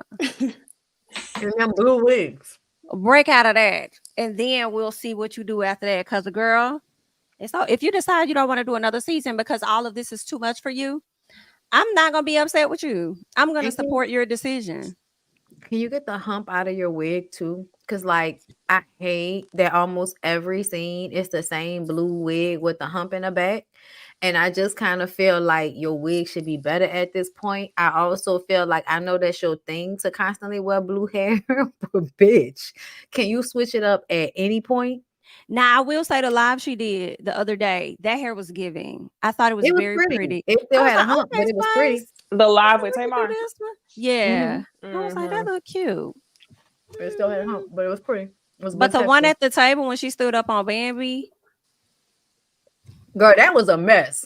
I said, girl, what the fuck? Is that a bank? Girl, is it wet? What's going on? Yeah, she not you took a trip to the Bahamas before you went to Jamaica, but that's none of my business. That's none of my business. That's none of my business. I'm glad y'all brought up the wig. Don't see them kids. Let's look into that. We talked about Tamar. I ain't done with this happening. But I'm done. I'm done. Okay. We talked a little bit about Tamar's comments. So let me play the clip and hopefully we can hear audio. Let's get to it. Her saying monkey, that's racist. It is. It is racist, and you are used to calling black people monkeys. Period. Okay, but Spice should have knocked all your teeth out. Okay, so let's play devil's advocate, right? Isn't her saying monkey, that's racist. It is. It is racist, and you are used to calling black people monkeys. Period. Okay, but Spice should have knocked all your teeth out. Okay, so let's play devil's advocate, right? Isn't all bets off when somebody come for your kids? Like, I'm sorry, I'm not watching nothing I say out my mouth, okay? You tell me my son don't love me, I'm going for your neck, okay? Period. Yeah. That doesn't mean she's racist. It just means that's the first thing that came to her mind to defend herself. Yeah. Okay, so y'all heard it. She said that doesn't mean she's racist. Yes, it does. Yes, it does. I'm gonna let y'all speak on that part because Jamie, I see it in the face. Yes, that like Tamar really pissed me off with that one because as I've been saying and I will continue to say, when it came down to her defending herself if she needed to when somebody brought up her kid, for me, the initial reaction to that was the flip of the table. And I've already said that. Everything else was the racial that she wanted to do to try to hit below the belt. But you had already responded by flipping the table. And then you go on the show and say that, oh, Safari, I know she got that from Safari. So some part of me feel like, well, if you know she got it from Safari, why you more upset with her than you is with him? Because you let this nigga dog walk you all in life and on social media. You get on social media, tell us about it, but we don't see you flipping no tables on him. I didn't like that. So I could not, clearly. And I could not, rock with Tamar on that. So yeah, no. I'm gonna tell you why. Tamar said that. I think a lot of people are colorists. I think a lot of people do have internalized racism. And so they don't want to see things as racism because I think I think it's exhausting sometimes. Mhm. How much shit to be mad at when you are a black person constantly, dealing with the racism at every fucking turn, every front, every facet of life. You have to worry about somebody responding to you with racism because you're black. But essentially, somebody like Tamar, you give the vibe that you have the internalized racism. You probably do have the colorist mindset. That's why you was always with the blonde wigs and all of that shit. Like Mm. there's a part of you that, you low key don't think being black is the best. You know what I'm saying? Like the nose job, you know what I'm saying? It's just a lot of things I feel like that kind of lets you know people don't 100% be all about the blackness the way they might want to pretend that they are. So I do feel like that's where Tamar was coming from, because I don't understand how you cannot understand the racism of calling a black person a monkey. Like I really don't understand how you don't get Mhm. like it And has historical context. Like she was on a whole ass talk show Mhm. crying about being called a Muppet. Let's talk about it. and she really looked like one. And then now after you got the backlash, you want to get on the live with Spice and say nobody deserves to be called anything like that. Oh, we got So that. now Let's you get back. Believe it or not, no person is deserved to be called a monkey or anything derogatory like that. You're not a monkey. You're a phenomenal artist. I know you're a that. phenomenal I woman. know that. You're a phenomenal mother. Your kids respect you. Your fans respect you and love you. People like me love and respect you. We appreciate your music. We appreciate what you do for us black women. And at the end of the day, it doesn't matter if somebody talk about your kids. Being called a monkey or anything derogatory, we don't deserve. It's hard enough being a black woman today. Absolutely. You know what I'm saying? Absolutely. Period. Absolutely. And that's Girl. Tamar, when did you realize it's hard enough to be? Hey, girl, that was funny. That's not what it was at the beginning. And honestly, Spice getting what she wanted in that moment pissed me off a little bit. Like Mhm. she wanted her to just acquiesce and act as if what she like. The truth of the matter is she shouldn't have said the racist comment, but you deserve whatever fucked up shit she like that whole, you should have died on the table comment. I'm Yeah. sorry, I didn't give a fuck. Because I'm one of them people that if you think you're Mm. gonna go low with me, I'm gonna go lower with you. And I don't wish death on people. That's not something I would Mhm. do, because I feel like, that's tenfold. That's the type of thing that Yeah. you speak Nah. out, it can come back to you. So I would never say that shit. Mhm. But I probably would say some other fucked up shit to you. I'm good for saying fucked up shit to people. It be true. Mhm. That's why it hit so hard. But I'm good for going below the belt myself. You know what I'm saying? Which is why I low key feel like I don't like the fact that everybody acting like Mhm. Spice. Nothing you could have said, could have warranted that. And it's like, not really, but also, bitch, she should have punched you in your shit. Like, honestly. The whole "you should have died" thing, I do think for me, I just feel like that was a bit far as well. I understand you upset, but you that trigger off of that you over there talking about you wish somebody would have died. Like Yes. after you just sat up in this lady 'Cause face it's and said true. you fasted for her, I'm like, We ain't fast for nobody. I was with Shekinah. I ain't believe that shit no. neither. When Yeah, she was Shekinah on said, bitch, bullshit. when you Yeah, fasted, you She ain't said you I do fast should for have feel like fasted on nobody. that it was marriage. plenty of low blows she probably could have Ooh. took, but I And don't know. she didn't take I him ain't at the like moment because she was Monkey so nor mad. that one. So what? I didn't like that neither. I think she couldn't think of anything else to say because she was so mad. I Yeah. think she really was like, because Yes. Spice kept saying it, and Spice was like, "Your son hates you. Your You son should hates have you. died. You My should. son Low loves key, you." it must be true. Erica, It how would is. I just want to know how she would have It felt is. if somebody would have told her she should have died with the multiple surgeries that she didn't had. I Mm. hope she didn't feel no type of fucking way, because bitch, you said it to somebody else. She would have been over there popping veins talking about I'm a mother with kids and you would say something like that to me. She would have. Cause Yikes. she's Latino. I'm a white woman and shit. And y'all niggas Mm, let her. Let's mm, not forget. Off the screen though. well, Mona Scott Young hops on Instagram and says handled, period. Like she Olivia Pope or somebody. I wanted mm, to ask y'all.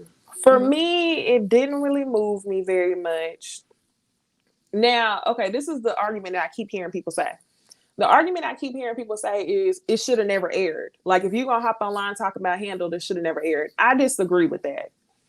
mhm, But now that I know that this is something that's being discussed, like this is a part of the storyline, like monkey racist, like this is being discussed like a whole episode beyond, and it's going to continue to be discussed. Mhm. I want to know why wait until the show ends to do Handle. And do y'all remember? Okay, I talked to y'all about one example before the show started. I remember Cardi B calling somebody a roach on the show. Mm-hmm. That was nothing. That was nobody acted no way about it. Mm-hmm. And then I also remember, this is not the same thing. Don't have to do with racism. But if we gonna stand up for certain causes, Young Berg, did he get kicked off the show? He It did. was domestic abuse.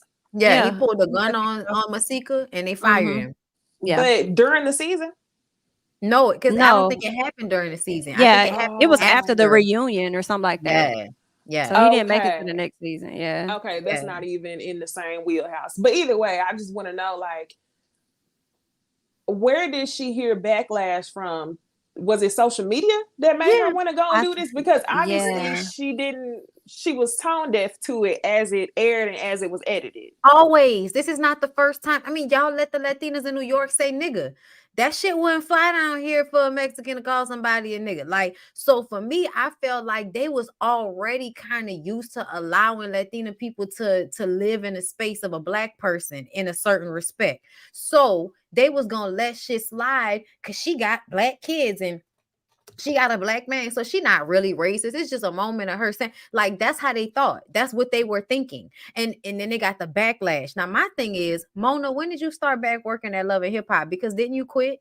That's what Like I I know thought. I thought she wasn't working there I anymore. had no idea. Yeah, like Mhm. before the pandemic, she wasn't working there anymore. So when it was like handled, bitch, I was like, when you started working there again? Like, who you called? Yeah, you said that she was tone deaf Yeah. to the situation until the backlash. You know, I have to be honest here. I feel like not only was she tone deaf, but so was Spice. Because Spice went and did an interview and said, you know, she made it. Didn't mention it. Played what Erica did and was like, she knows what she gets herself into with social media. But once the backlash and everything started to come, that's when Spice started to be, in my opinion, more vocal about what Erica did was absolutely wrong. So I don't know. You They think probably so? found Because out it at seemed the like same this time. episode, she was. It seemed like this episode she got the same type of energy she got on social media. Like No. Before this episode and Mhm. before the videos you played, Spice did a sit down interview with somebody where Mm. she told them that she knows what she's getting herself into when it comes to reality TV, and she kind of like shrugged it off or whatnot. Also, when she I'm went gonna live send you at the the video. airport, right after that shit happened, she didn't mention that monkey comment one time. It was more so about Safari, it seemed like. Yep. Because she's a pick me. And you must be fucking him because that's the only thing you were talking about in that video. Me don't want him, baby. My God. Me fuck Safari. You don't? You're acting like you're fucking him, arguing on his behalf. It was very much given that. It was. And honestly, the way she was flirting with Chaotic during that the you know the off-season show that they had when they was going out of town, the family reunion or whatever the fuck. The way she was flirting with Chaotic and shit, like I'm just like Spice probably out there fucking everybody, and everybody just don't be saying nothing because she was acting like I was like, bitch, why you Chaotic? What you doing? Like she was like, come jump in this pussy or something like that. Like he was on the balcony, and he was like, come Who jump in said this what pussy. now? Spice, like her leg was open, and then she like come jump in, like tell me I'm not tripping, y'all. Tell me y'all remember this from the show. He was like on the balcony talking to her, and she was in a pool with her legs open, and was like, come dive in or whatever. So after that, I just started looking at her funny style, like, bitch, what's going on? Right. And then she started joking that she had a baby with Chaotic. She just played too many games to me to be taken seriously. And I just don't think she really cared about that monkey comment. She cared more about y'all being on her side because she didn't care when when Erica called the other girl a monkey. She was still her friend, so-called. I think you just mad you found out that Erica don't really fuck with you the way she pretend to. And I can tell y'all that she don't fuck with none of y'all the way she pretend to because she thinks she better than y'all because she the spicy Latina among y'all old regular black girls. But I'm glad Do she, Spice have a man? Do she? Because I thought her and that nigga broke up. I'm glad The one she that was has on the been show released. Yeah, they broke up. Yeah. Yeah, her and Yeah. the dude that was The producer. producer. Yeah, they Mhm. broke up. Hmm. Mm-hmm. I mean, she was still arguing with her baby daddy online in 2020. That wasn't even that long ago. Mm-hmm. Nah. Mhm. Okay. Here, So I yeah, got child. the video that you sent me, Jamie. Let me play it real quick.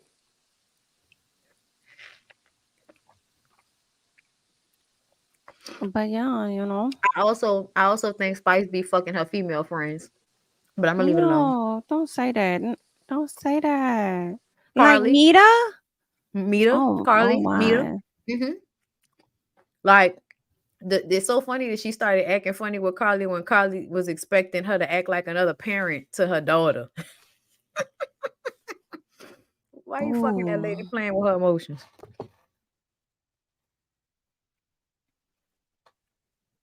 It takes my peace of mind away from me because someone's opinion of me does not value who I am, and does not because someone thinks something of me, that doesn't mean that's who I am. I'm the person that came up with colorism a few years ago. I'm black and beautiful. I'm now bleach, proud. I'm a color. I've been done it, said it all. Hold You on. came up Did with she it? say she came up with Pause. Bitch, I came I up with think she meant colorism. she started the conversation amongst the cast. I think that's probably what she was trying to say. Is that what happened? Maybe. I don't even think so. Like, come on. Is she talking about when she pulled that stunt on Instagram pretending she bleached her skin for views and clicks? Yeah. I don't know how that had a real only she argued with Mimi and told Mimi that Mimi didn't understand because Mimi was offended by what she did. Like, bitch, you arguing with Mimi about how she doesn't understand because she ain't dark enough, but she was offended by what you were doing. What? Okay. Never made sense. Okay. Let's see what else she gonna say. Always reminding my melanated women how beautiful they are, to love themselves, who they are. Like, someone can't come and say a few words and that's going to get me into a mood. Like, no, that doesn't define me. I know who I am. So, So when people used to say that, I like that Yeah. because Spice, if somebody flipped the table at me and called me a monkey, oh wow, I'd be, taking off my earrings, ready to tussle a little bit. And I well, that I mean, right? I feel like that comes with I know what I signed up for. Yeah. So I'm good. Yeah. I'm in a better space right now. So reality TV, is it? It comes with it. You know what you know what the franchise is about. So it's okay for me. But it's worth your peace of mind. I have my peace of mind. Nobody do. takes my peace of mind away from me because someone's opinion of me There's does a not hump value in who this I am, wig. and does not because someone thinks something of me, that doesn't mean that's who I am. I'm the person that came up with colorism a few years ago. I'm black. The hump in the She wig. said Ugh. I can't. the I have my peace of mind thing was I prefer my check over my peace of mind. Like, be for real. Nobody can take it from me. No, you've learned. I guess you're saying you've learned.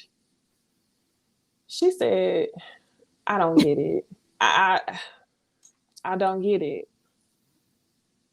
Right. But okay. She full of shit. She full of shit, and she love any opportunity to make herself look like, I've just been through it all, and she wants to be Oprah. Like, I don't know what the fuck, but it's given. I want to be considered the highest of the high, and I've worked so hard, and I've been through it all, and I almost died, and I came back. And that's because I was supposed to be here. And, like, she does the whole And they thing. And turn around and say, I think I'm gonna die soon.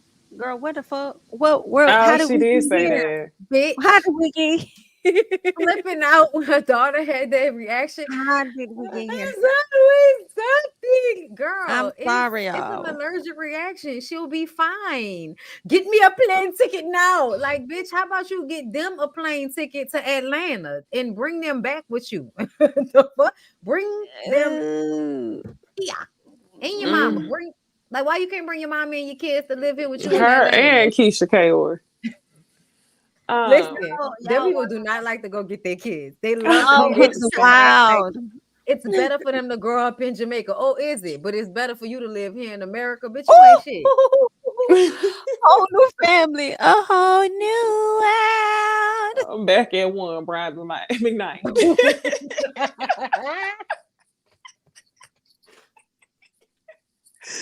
I can't. Not whenever I feel that my work is done. I start back at 1. Oh, wow. Let me read these super chats. Okay. First we get the devil don't need no damn advocate. Shut the fuck up, Tamar. I feel you on that. Sierra said Tamar wore blonde wigs because Vince like white women. Ooh, do he? Yeah, Ooh. that's what she said. Oh my. But why would you even try to be a white woman? And you got that fucking nose job before you got with it. And So nice then when try. they got her a white man. Okay, girl. And And she then been so post that black excited and about white. it. I was about to say that Oh. Bonnie, that billboard. Yes. I was like, girl, it's giving Ari Fletcher. I'm about to buy this nigga some land and I haven't even bought it for myself. Like, Head it's ass. embarrassing. Like, pull it back, bitch. Like, can you get the ring first? Like, she be on there like cooking. Don't she got it? They're engaged. Right? No, I mean like get married first for real. Oh, Like, okay, because okay. engagements are cute. Like everybody can get Mhm. engaged. Like any nigga Yeah. can put a few $1,000s down on a ring and say that y'all gonna get married. When is it gonna happen? Yeah, that's true. Ooh. Hi, light skin Keisha. Yeah. That's it. All right. If I tell a white woman something about her child and she called me in return, she's not racist because all bets are off, right? Shut Hold up, up, wait, I Tamar. didn't. So they're basically saying, like, if the roles were reversed, if a black person got into an argument with a white woman, said something about her child, and the white woman turned around and said, "Nick, ER," with a hard ER, Exactly. she's not racist because all bets are off, right? Shut up, Tamar. I agree. The fight was so nasty and so rude. Erica is going through something spiritually. Poor kids. You can see it all over her face. We don't have to say a word.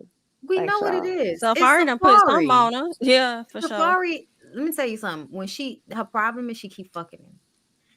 So until she keep fucking him, like dick.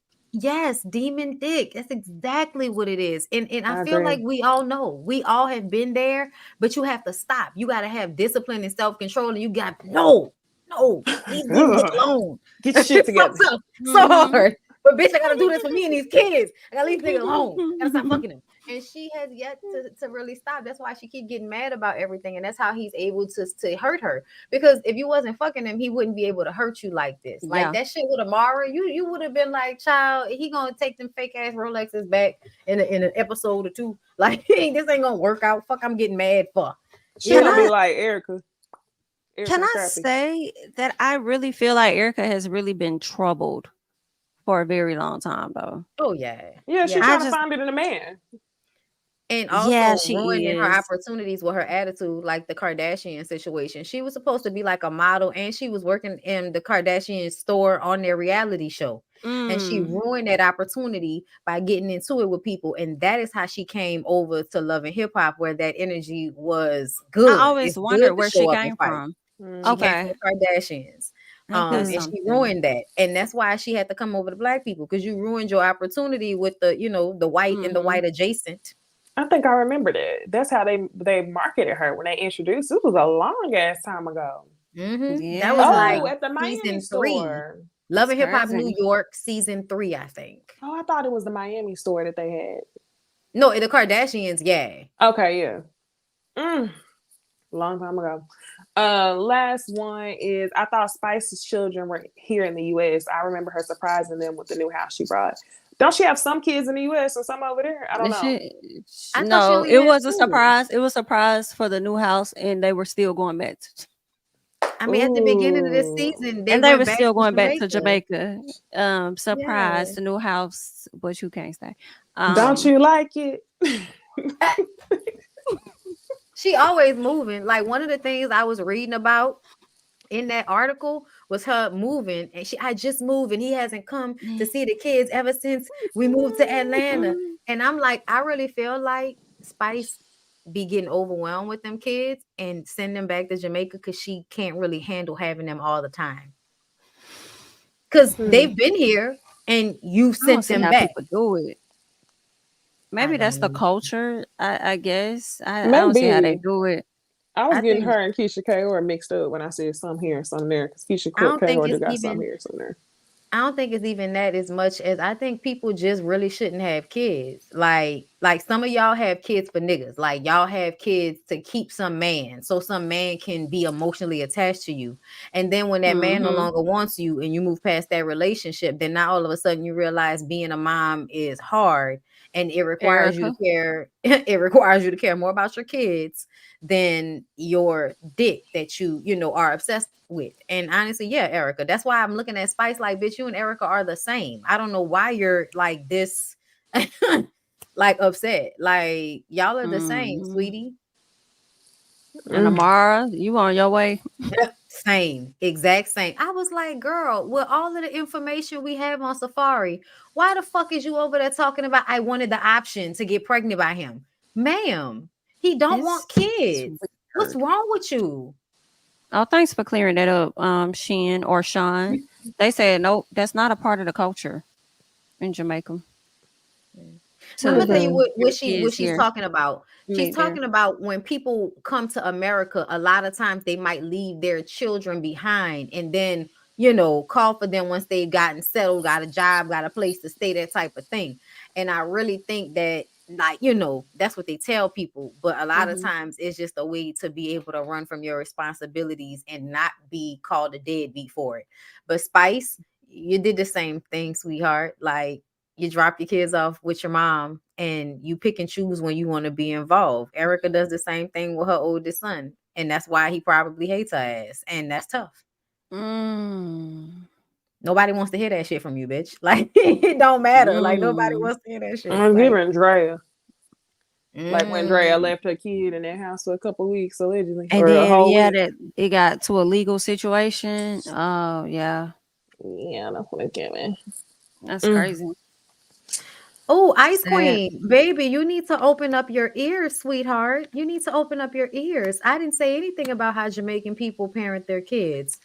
I said that whenever people are immigrants, that's what I said. I said, so when people from other places, meaning anybody, Chinese, Asian people do this, other people from other islands do this, not just Jamaicans, but people come here to work and a lot of times leave their kids behind. And it's not a cultural thing. That's what I said. I said that it's just an excuse. But everybody, white people, black people, American people, they got a whole bunch of people that don't be wanting to raise their kids. I see some people in the comments saying Spice be in Jamaica more than she be in the United States. Yeah. Oh, is that right? Research, y'all. I'm not researching a motherfucking thing about Spice. If Spice wants us to think that she's not in Jamaica as much as she's in Atlanta, why the fuck she got a house in Atlanta talking about I want my kids to live in Atlanta, but I'm still having them live in Jamaica? Listen, y'all can be in y'all fucking feelings about this if y'all want to, but suck it up. I don't know. I was wondering about the comment because I felt like they probably was responding to somebody in the chat. I know somebody said, y'all know Spice from Love and Hip Hop, not realizing how much this lady travels and performs. So I was thinking they probably was responding to her by saying, child, she be in Jamaica more than she be in the United States. So what traveling and performing is she doing is what I was thinking they were saying, but I'm not sure. Okay. Ooh. I was reading, it wasn't just that comment. I was reading other comments too. Yeah, I did see, I saw some of those. Yeah, so you know what I'm saying? Like, chill out. Y'all doing too much. It ain't that deep, bro. It's not that deep. If you want dick ride for Spice, go do it somewhere else. Because that's not what we're gonna do over here. Yeah, I mean, y'all could send us notes, additional notes outside of watching the shows and taking notes for She can hours have a as week. many homes as she wants to. But what we do know is she says she live in Atlanta, and them kids keep flying back to Jamaica. So y'all can talk that shit all y'all want to. But what's going on this show is that lady keeps saying she gonna bring them kids to Atlanta. Them kids keep flying back to Jamaica. It's not even, listen, I understand she does have different homes. If that's the case, several homes in different states. She also has several kids in another country. So I'm just lost. That's all that I was saying. That's it. Go get your keys. What is the next? Let me read this. Jarrell says Spice is giving Candace on Potomac season 5.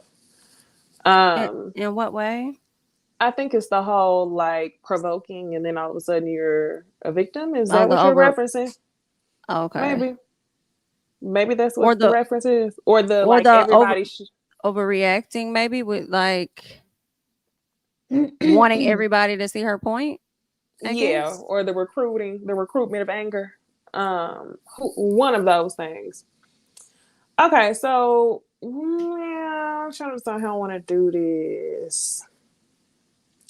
I think I want to hold on Real Housewives of Atlanta. Let's jump into these video topics and then we'll get back into Real Housewives of Atlanta. But we got 1,600 of y'all in here, so do us a favor and like the video.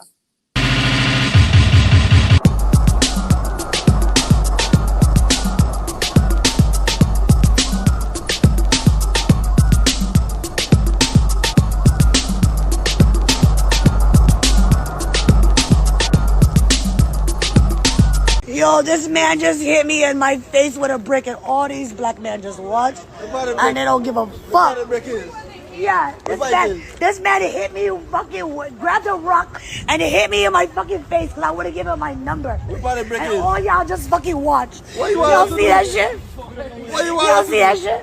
What do y'all do? I want y'all to be a man. I want y'all to be a man and fucking do something. Y'all gonna let a man hit me in my face? Man, fuck all y'all niggas. Have I ever done to anybody in my life to deserve this? I never did anything in my life to hurt anybody. Literally, a man asked me for my number. I said no, and he picked up a brick in front of so many men and was like, "What you gonna do?" And I told all these men, like, yo, why this man got a brick on my face? And he's holding a brick. And all these niggas is watching. And nobody does nothing. And he hits me in my face and then they all just watch. And they let that nigga get in a car. How is this okay? This is what y'all doing to women? Okay. I have another video that I'm going to show y'all. But I want to talk for a second about like how I came across it and what the conversation has been. So, of course, I was clicking on this video because I saw the big old knot on the side of her head. Like, oh my gosh, what's going on? So apparently she was somewhere. Guy asked for her number is what she said. They get into an argument. He picks up a brick. He hits her. Men all around. Nobody does anything. Now, you know what people do whenever you become a trending topic. They start looking for stuff. So I'm about to play this next video for y'all. And y'all let me know what y'all's opinions are on the situation. Happy Pride. I hope every black woman is kissing another black woman because we are the innate protectors and the providers.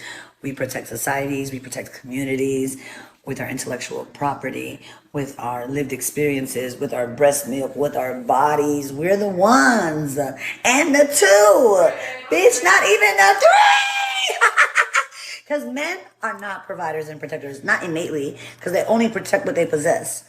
But we protect everybody and we provide, baby, okay? So I hope you catch a girl tonight, because I hope I do. Ew. Happy. Okay. So people was feeling some type of way because initially the uproar was, how could all these men stand around and not do anything? Then the argument was, we just trying to make it home. Like, you know how many men get killed jumping into like domestic events, and you know, we just want to make it home, right?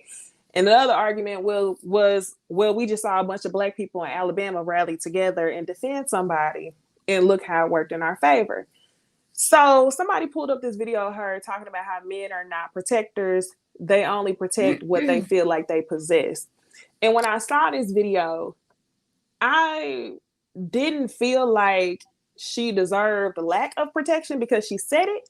Because I feel like if she felt that way before, like, okay, why would you expect somebody to? But you can still be angered to the point to, yes, they proved her right. She said that they only protect what they possess. So in that situation, a man ain't gonna jump in unless you're his sister, his mother, his girlfriend, somebody, right? So I didn't really feel no type of way. Now, another video came out. I could not find the original. I saw a bunch of clips, so I didn't want to add it in. But it was a guy, and he was like, I was one of the guys that was there that night. I know this girl. they kept calling her the Somalian girl. That's what they kept calling her. She is a clout chaser. She always trying to find clout on the internet.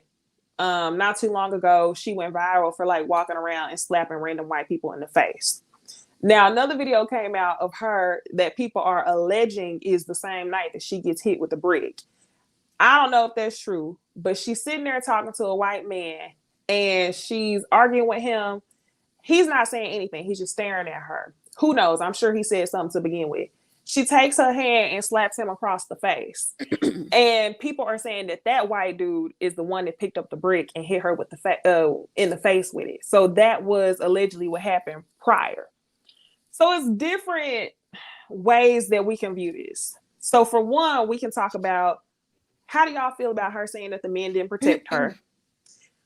Next, we could talk about social media casting some sort of doubt and like what y'all think about these other speculations about her character that's coming out. Do y'all think that changes anything as far as should she have been protected or not?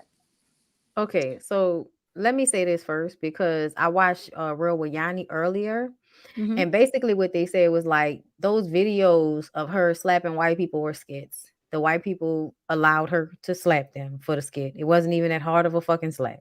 And that damn show wasn't the same white man, because she didn't have the same outfit on at all. She had totally different shirts on, different necklace, hair was in a ponytail. Like, it was just different.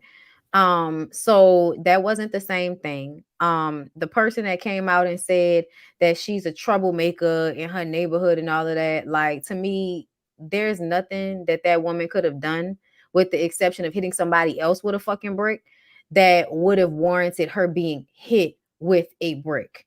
And for no dude to like step up and, hey, dude, what the fuck? Like, for nobody to like get involved, it just shows that y'all are all weak dick. All of y'all niggas, that's why I say it don't need to be all you niggas. Because a lot of y'all just are standing around in these communities, wreaking havoc, doing absolutely fucking nothing but drinking on corners. And this girl gets accosted and for whatever reason. And y'all are online talking about she does all of these things in the neighborhood and she's a cloud chaser. Dude, there's a huge fucking like swole up like thing on the side of this lady's face. It doesn't even fucking matter. There's nothing that she could have said or done besides hitting somebody else with a brick for her to get hit with a brick. I don't care what she said. I don't care who she talked to. I don't care about no fucking skits prior. For you to make excuses for a woman getting hit in the head with a brick, something's fucking wrong with you. First of all. Second of all, when it comes to feeling like she should have been protected, I feel like you got to protect yourself. You can't look for nobody to protect you. The first thing you should have did was, first the fuck all, you need to have some mace or something on you. That's one thing. You walking down the street in New York on some, you know what I'm saying, on some, I'm boisterous and I'm doing skits. You don't know how you know how these niggas are. These niggas hate on you simply for getting clout. Like, they hating on you because they can't get it. So yeah, I feel like you need to protect yourself. You don't need to expect these niggas to do anything for you. And you should have called the police, filed the police report. You should have had the police come down to that exact spot where all them niggas was standing outside. I would have been recording all of them niggas' faces and shit. When the police got out there, I'd have been like, this is with them, all the niggas that was standing outside that just disappeared when y'all pulled up. This is all of them. The nigga hit me in the face. They let him jump in a car and get away. Like, you have to advocate for yourself. And I feel like because she did not advocate for herself immediately, I don't think there was a police report filed. She is ducking and dodging people asking her about it. There are some people that think she got hit by a woman. And she's lying and saying that men hit her. I'm not sure, but whatever happened, the shit on the side of her head was fucking real. And there's no reason anybody should have hit that girl in the head with a brick. Like, period. I agree. I'm thinking about her hearing. That's my other thing. Wondering about any fractures to her brain or to her skull, and what her hearing is like. You know, for me, it doesn't change anything. I really don't care about how much evidence y'all want to pull out y'all ass to present to discredit this girl, to validate you for not stepping up and helping her in any fashion. And when I say helping, I'm not even really talking about just the initial situation to prevent what happened and her getting hit with it. It was more so for me the aftermath of ain't nobody even go and try and check on the girl and make sure she was straight. And I don't think nobody called the police of anything in the video. Y'all was arguing with her, like going back and forth with her. And I'm just like, what? What? Like, I mean, just like human decency. Like You you would would want to think. go check on somebody. Like, are you good? You okay? Da da da. Like you ain't get none of that. So y'all was trash, and y'all even more trash for sitting up here trying to find different videos, skits, and shit, trying to validate y'all's actions. That's what's killing me, to discredit her, and it's still not working. She should have never been Child. assaulted because she didn't want to give up her number. And it's sad because it's so common. It's been so many Yeah. women murdered Yep. because they don't want to give a dude their fucking number. It's And crazy. niggas follow you. Niggas follow you. I seen a video today that showed like how many times when women are catcalled and niggas just follow them and keep talking to them like get the fuck away from me. And then niggas have no self-awareness. They have either they don't care or they don't know how they freak women out. And then if a woman does respond in angst like get the fuck away from me, then y'all act like she shouldn't have done that. And I just kind of feel like y'all want women to walk around with their heads down, acting like, you know, fucking slaves and shit in order for these men not to put their hands on them. And no, that's not how any of this fucking works. Like, I'm just, you know, I'm over people. Earth is That's ghetto. crazy. That's I had crazy. a feeling some shit was it was just very weird how people always try to discredit as soon as you go viral. But yeah, I think her point was proven. I didn't think it was anything wrong with the video of her saying that men are not protectors because I the agree. point was proven. The way they turn their head, that's what I want to say. The Mhm. way they turned their head in the video when she was talking to them and them niggas turned their head, it was giving. Remember when Lil Duval that shit happened with Suki and the way them niggas turned their head at that table and act like they ain't see what was happening? Y'all do that all the time. Y'all do that all the time. You talking about something you want to be able to, I want to be able to go home. I do understand that, but she trying to get home too. Hell. Yeah. Just like And y'all. I get y'all ain't trying to get caught up. But at the same we time, get where was the that. help afterwards? At least, Where like, was ain't the I nobody aid? wonder where check she on was. her. Hair. Like, what state was this? It looked like New York, but I'm not sure. I'm not New York sure. would be on brand for this. That's what I was Yeah. thinking. Had to be. I'm thinking New York for sure. It looked like they was outside a bodega or something like that when she was like spinning the camera around, but I couldn't really like tell because it was real dark. But it was Somebody a whole bunch said of Texas. oh Texas, okay, Ugh, that's not. They Houston. said Houston. That's Well, wild. that's not surprising. Mm. I'm just like y'all, when I was in Atlanta and I saw all of these niggas just outside, up and down the street, like just outside, nothing, they not doing nothing, they barely got shirts on, and they just all outside, like along a whole street. Jamie, I know you've seen this shit. I'm Like, thinking more so about Edgewood because that's where I would be. I used to be on Edgewood all the time, and I'm like, you'll encounter all kinds of folks. bruh, I just couldn't believe how many of them were just standing around. Like, y'all ain't got no jobs, y'all ain't like, and then to me, these are the niggas that stand by. Like, so it's like, what are y'all here for exactly?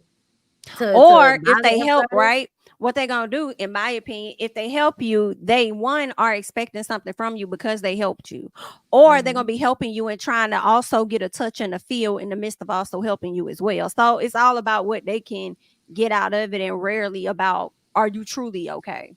Because niggas will use moments like that to, you know, try to do some trick shit on you. Yeah, for sure. Oh, let me, you know, let me bring you to the hospital. Next thing you know, your ass being trafficked. Yeah, Like, hell yeah. you can't trust nobody out here, girl. Put the cloth over your face. That's it. Shit. Sad. Well, I hate to see it. And I really hated to see the amount of women on Twitter that was going up for the men. It was crazy. Just this week, I feel like I've been seeing a lot of alternative opinion, or I feel like I've been the alternative opinion every time I hop online. And it just feels like common sense is like fleeting, and I'm nervous. Yeah, I've been noticing that too. Oh, girl, the way they defended Boosie, I was like, what the fuck is wrong with y'all? Are y'all on drugs? Girl. Everybody's on drugs. That's what they're putting in the water. It's definitely given. There's a retardation happening. Like there's a we're regressing. Me, it was the people agreeing with Blueface. That's what took me Who down. agreed with Blueface? Girl, the people in the comments when he said that she needed to sit down and heal, and it's like, don't worry about what she needs to do. If you wasn't even at the hospital, you ain't been caring about nothing when it came to this lady this whole time, and then now you want to sit up there and say, and they Do like, they not see the technically he abuse? right though. She do need to sit down. She da da da da. Are y'all okay? He needs to stop abusing her through the fucking internet. He needs to stop talking to her and trying to scare her, telling her that he gonna take her baby away from her so him and Stewie can raise it. Right, weirdo. He ain't gonna get that. He Like, already got charges on him. He ain't finna get that child. of But course not. But just even saying that shit, you know, that probably like made her nerves bad and shit. absolutely. You Because know, let I me ain't tell you, she even was over there tuned holding that in baby to like it was a Blueface. doll. I said, girl, this is not a doll. Why is you throwing this baby? What's going it on? was like I it's was new, like, bitch. just moving it. Where's I the was like, oh my God, delicacy? get his head in his neck. How old He that is baby is? like a week old, if that. Bruh, she Nah, was I don't holding even that know if it's fucking a baby week. like it was fake. It was like that episode of Martin when the baby shoot out the coochie and he grab it. I got him. I got him. Right, It was like, where's right. the umbilical cord? This is TV. Like she was holding that fucking baby like it wasn't real. I ain't gonna lie. And I wish somebody would have took the phone from her because I feel like she was just getting more and more upset. And I felt bad for her because I know she just had a baby. Like that's such an emotional and hormonal time. For And he sure. really just over there like poking at her through the internet, and she already don't have, you know, the fortitude to Mm-hmm. protect herself. You know, it's sad 2 to to 3 watch. days old. Ooh, Yeah, It's that's so 3 what I days sad. thought. old. Ooh. Because she had the baby on live, right? Is what I was Yes, hearing. Yeah, she was on yeah. live the whole time, and I Too hate the fact soon. that they did. Like, why? Like, who's following her around with the phone? Because you need your ass beat. Like Mm-mm. whoever is Krishan's people over there, like y'all need y'all ass beat because everybody needs to like freeze the service. Everybody needs to turn the fucking phone off. Like, ma'am, Please. get off the fucking phone. Stop listening to him. Stop talking to him. Get the fuck off the internet. Stop looking at the blogs. Like, I know it's so hard for y'all in this generation to put y'all phones down. I get it. But there are some times where you have got to put that fucking phone in a drawer and leave it where it's at. Rest. Be with your baby. Work out, do whatever the fuck you can do. You know what I'm saying? But Shit. ultimately, stop allowing for the world and for that nigga to affect the energy inside your household. Because to me, it bothers me that you crying and screaming and that baby 2 or 3 days old. Like that baby not gonna have a shot at no regular cortisol levels with the Mm-mm. two of you motherfuckers. And then Mm-mm. y'all putting it on the internet, glorifying the shit. So you know more young people gonna think this shit is cute to do because they watching people get a check from it. Mm-hmm. And people like the Jasmine brand have contracts and continuously post every abusive antic on the Listen. timeline. Every morning, I'm like, you know, go through my texts, hop on Instagram, because, you know, that's our main place to talk. Hop on Instagram, Jasmine brand, you're going to see Blueface and Krishan. I'm like, woo. I'm That's not how I trying to feel start my about morning with that neighborhood shit. talk. I think they catch Them every too. single thing they do. It's like it's overkill Yes. with neighborhood talk. You would think that that's the only check they get. Yeah. Yeah. A lot of these blogs, for real, that'd be the main post. Like, they It's must be paying pretty annoying good. because I feel like it's so detrimental. You know what I'm saying, to Absolutely. watch. But also it's like, who wants to see these people this much? Like, can y'all wait till the end of the week and just give us a sum up of what happened? Do we have to see it every Exactly. day as it's happening consistently? Because like we want to follow y'all for other content. And it's like we can't even follow y'all for other content because we have to constantly be triggered every time y'all want to post another stupid conversation between that retarded ass nigga and this crackhead girl. Like, can we please be kept out of the group chat? Like, I don't. Please. How do I block it? Like, I want to not see anything I to do like to with be y'all. removed. Yep. With them. And that's my thing. They love talking about how they don't condone bullying, but they stay posting Blueface bullying her. Like Mm-hmm. I can't take it. Yep. And then they be getting mad that people be calling them out. I see somebody, one of the blogs, I can't remember which one, but they was like, because we post both sides of the story. And it's just kind of like, y'all are all disgusting and despicable. Like, I'm like, I we just want Mm-hmm. y'all to know that. saying that. We get that you Mm-hmm. guys post both sides. We just saying, can you not post them at all? Can you Mm-mm. cut it the fuck out for a Just don't day? post them. And it's crazy because majority of the comments will be like, who asked for this? I don't want to see this. I want to unfollow y'all. Majority of the comments will say that, yet they still post. So I know y'all getting a pretty penny. At first it was what's her name? Bad Baby. I'm so glad her contract ran out. Because the Oh, it was Shade her? Room used to wear her out at first. And then it became the Blueface them. They slowly And came into the Jocelyn picture. Cabaret. I'm over it. Thank you for the super chat, Diva Nicole. Diva Nicole says, I had an incident when I lived in Biloxi. I don't know if I pronounced that right. Biloxi, where I turned this guy down and him and his friends started following me through the casino, insulting me. Security or nobody did nothing. It took for 2 gay men to step in and help me. Oh, wow. That's Sorry scary. that happened. That's very scary. And then this one says, I feel like people are too focused on recording things rather than helping nowadays. Absolutely. Oh, I'm nervous for the future. I feel you on that, girl. I'm nervous, my goodness. Okay. So let's move on from that. Let's talk about something else. This is old news, but I feel like we ain't really had the chance to discuss it thoroughly. So one of the things that people have been speculating on is Halle Bailey.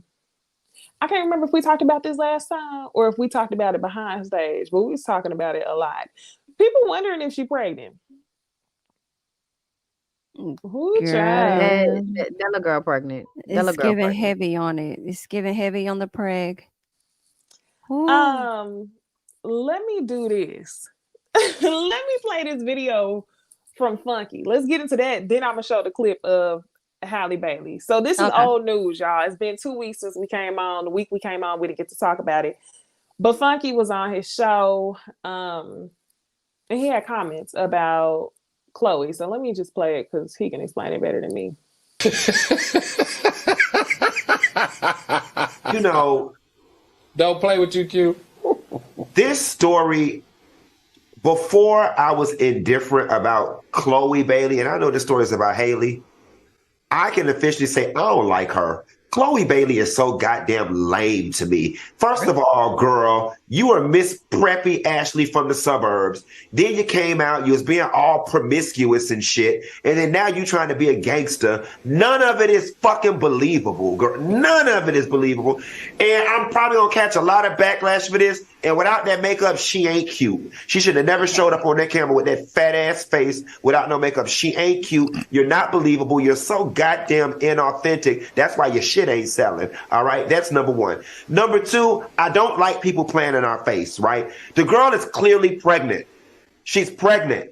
All right. I analyzed that video. It's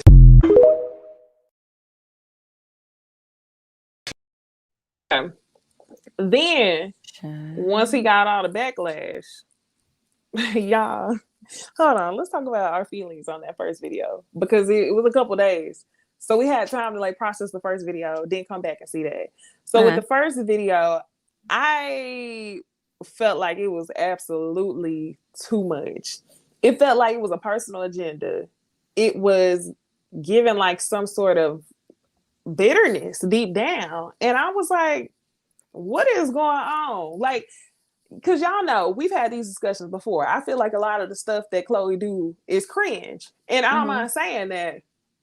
But I don't feel like anything she does is wrong or it angers me. And he almost seemed to be angered. She's not ugly. That's a lie. Then said her face was fat. I was like, where are we going with this? So yeah, it was just too much. I was watching the video just like in shock. Like, hold on. Yeah. So I'm gonna play the apology, but I want to know y'all's thoughts on the first video. I think it was unnecessary, a bit overboard, definitely off base because that's not even what the conversation was about. Definitely use that opportunity to attack a person that you likely don't even know. And just go in on her so hard. Like, you know, this lady, like it just came so left field. I could see if maybe they were having the conversation about her and primarily, and then you went into the spiel. But I don't agree with the fact that she, you know, is ugly or anything like that. So it just was unwarranted. It just was like, I didn't like it. And I know a lot of people feel like it's because it was a man talking about this woman. I don't think I would have liked it regardless of who the hell said it, really. And the tone. Okay. So I think that men who are hoes, they off gay or straight, but men that are hoes, Mm-hmm. and when I say hoes, I mean they like to fuck whoever they want to fuck whenever they want to fuck them, right? They like to be out here doing whatever they want to do with their dick, and they like those interactions. I think whenever there are women that have a specific type of sexiness or allure or attraction, I think a lot of men hate women for being sexually alluring in a way that they can never be because they're men. And also because most men aren't even pretty enough to be considered sexy in the way that women are considered sexy. So I think when you say, it's bitter, it is. It's low key is jealousy. And it's not low key, it's high key. It's jealousy. Like you wish that you exuded the energy that she exudes. You wish that you were received for exuding that energy the way she's received for exuding that energy. And it a lot of times it does give like angry side chick vibes. You know what I'm saying? Like I'm mad because this is the girl that the men I want will promote. Angry side chick vibes. What's up, promote? Ooh. You know what I'm saying? Yeah, no, I get what you're saying. Mm-hmm. It's projection. He was It's definitely wrong. Yeah, it's just projection. But I absolutely agree with him about Haley playing in our face. I feel like Haley is kind of giving us the indignant, this my man, and I don't care what y'all say about him. I'm gonna be with him, and I'm gonna get pregnant by him, and y'all just gonna have to deal with it because I'm free like a bird, and I'm gonna do whatever I want to do because y'all don't know what's best for my life. Like giving dumb and young and full of cum. Yeah, I'm conflicted a little bit because although I'm like, dang, Haley, at the same time, or Holly, I always mess her name up, but I think they were saying like hallelujah, so it's like Holly, like it's hallelujah, Holly. Yeah, Holly. So I'm like, dang, Holly, but at the same time, it's like that's that girl person of business. We really not old that shit. Keke Palmer waited forever before she finally let us know. Yeah, it was speculations, but she waited to announce, because and I do have a bit of understanding too. That's that woman's pregnancy, and when she's ready to announce it, she can announce it when and however she chooses to. I do think it is a bit unfair for us to get that information like ahead of time. I mean, you are a celebrity, but I feel like dang, that's kind of messed up. She can't even like announce how she wants, to announce her stuff. And I just feel like it's not owed to us. But I do have a feeling about it too. I got a clip that I want to play for y'all. I feel a little way. I got a clip. But okay, I agree with you, Jamie. We're not owed that. We don't get to find out just as soon as we want to. But to the point he was making, what's with the sub post if you truly are pregnant? That you right. Like you're sub posting like you have to argue with the world when you could just do me and my baby, we're gonna be all right, we're gonna be in the house until it's time to deliver. And then you could leave that nigga. Yeah, or just make posts and put no comments, just put a heart. Yeah, I feel it's about defending that nigga. That's why. Yes, I feel like it's about defending DDG because she knows that the issue isn't, the public's issue isn't, oh man, she pregnant. It's like she pregnant by DDG. That's really what it is. That's what it is. Because if she was pregnant if she was pregnant by somebody we didn't even know, I think people would be like, oh, she pregnant. Like Keke, because we didn't know her man at first. We didn't know who she was pregnant by. Yeah. It's because she's pregnant by DDG and all this. I was born free, referencing church girl, all that stuff in the post, posting a picture of your belly. That is like, you feel like you got to fight his battles online. So that's what you're doing while also looking like you're pregnant. When you could just be in the house, unless you're trying to fulfill these contracts. But that's the issue right there, because you could be in the house instead of arguing with these people if his money was looking like your money, instead of having to fulfill these contracts wearing blazers every time we see you. So speaking of Let me go ahead and play that clip of her wearing her blazer. Well, hold on. Let me play the apology first because I don't want to skip over that. Let me play this half apology. I did get the phone call. I did get the email. We think that you should provide an apology and show some remorse. And I didn't want to get up here and just say some regurgitated stuff that I was encouraged to say because y'all are not going to believe it anyway, and it wouldn't be believable, especially considering the fact that I said what I said with my whole chest. I 100% stand 10 toes down on the fact that I think Chloe Bailey is inauthentic when it comes to her as an artist. I think that the sexual image that she gives sometimes is unbelievable. And I think that in her defending her sister, the whole, clapping back, and I just thought it was inauthentic. I do. But I also recognize that that's probably where my commentary should have started and stopped. I don't have my head too far up my own ass or so far in my own ego that I can't recognize the fact that I did cross the line when I started talking about her looks. That was below the belt. It was unnecessary, and it was non-germane to the story at hand. And for that, I do apologize. So again, I apologize for going below the belt when referencing Chloe Bailey's looks. They had nothing to do with the story at hand. And this was a learning lesson, and I hope so.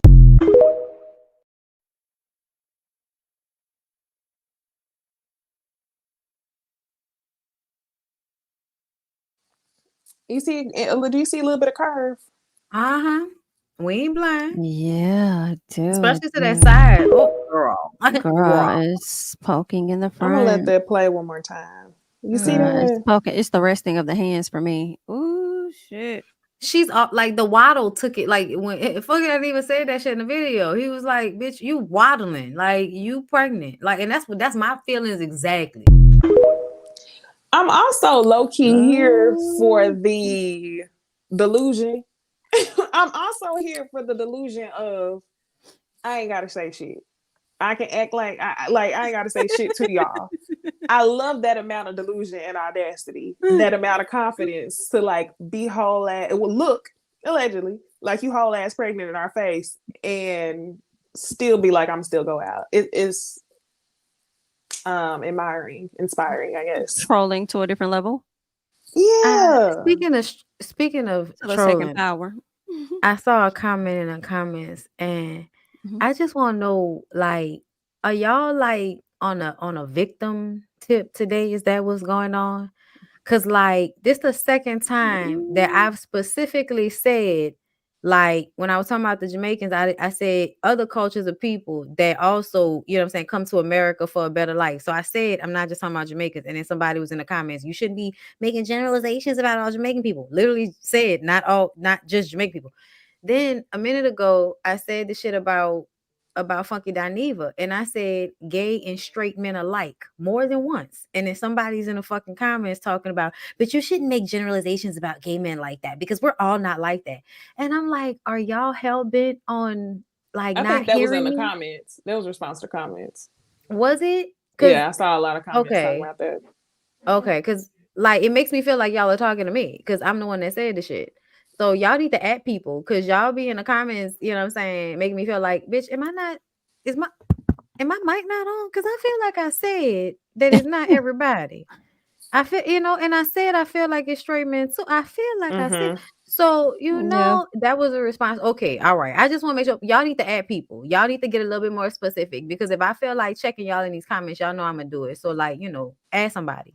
All right. Look, girl, they trying to dodge it both ways, girl. Why I'm gonna sit up here and add this hoe and we're gonna be up here arguing in the comments. I want to say what I want to say and not let her know I'm talking to her. Oof. So for real. Oh, child. Just put to the comment. Yeah, to the comment.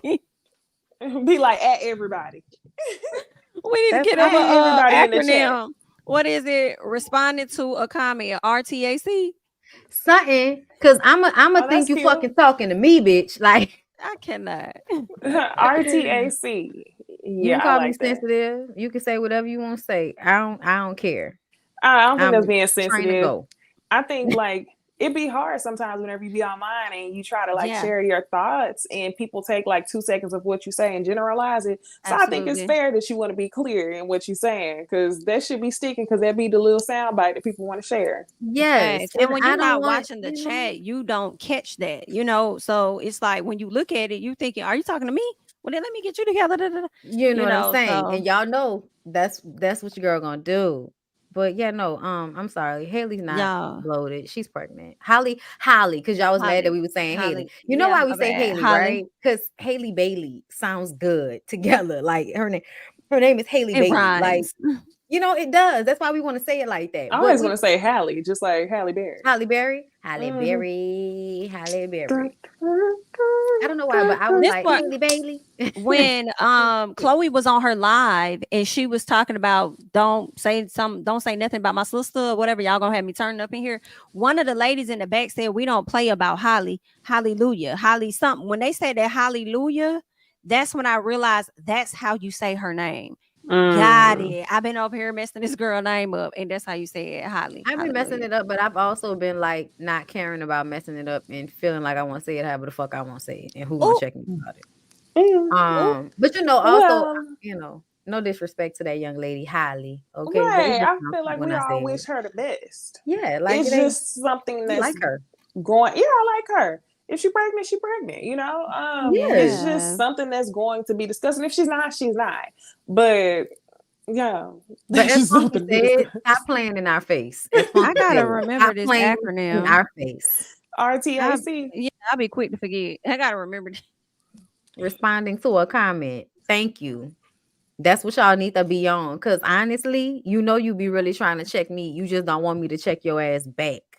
But I'll Yeah. let y'all have it. It was a response to a comment, Bonzi. Calm down. But yeah, y'all. What's the now that lady Let's see pregnant. this one. Okay, I want to read Sorry. this one.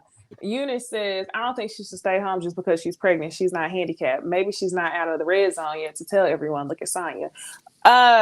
Okay. I'm not saying she should stay home because she's pregnant. Let me not say that.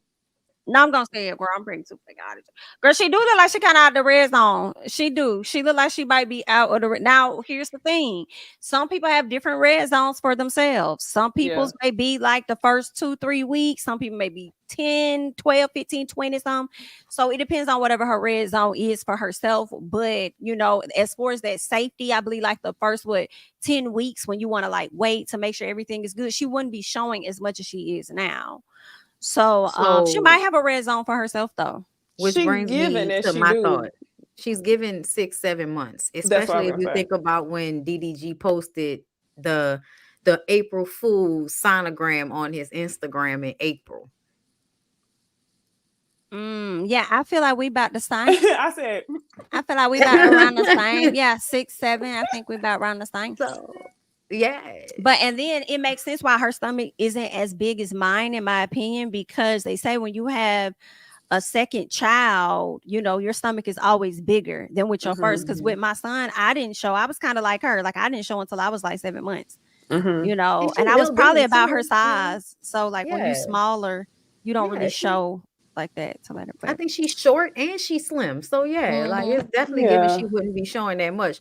But listen, the fucking RPG, I think it's whatever the fuck the YouTube that be doing, you know, red flag. RBG, I think them. They did a video on DDG, and that's when that's when they pointed out that fucking April sonogram. And I was just kind of like, that wasn't an April Fool's. That wasn't he acted like that was an April Fool's. And I was like, that wasn't an April Fool's. You wanted to announce that pregnancy too soon. And that girl said, stop fucking playing with me. And honestly, I don't have a problem with her being out and about, but why be out and about in such a public manner if you are not going to announce it? Because that's what I'm saying. we can't help but see it. Like the fuck? That's what I'm saying. And that's what I want the comment to understand. Nobody's saying stay in the house because you're pregnant.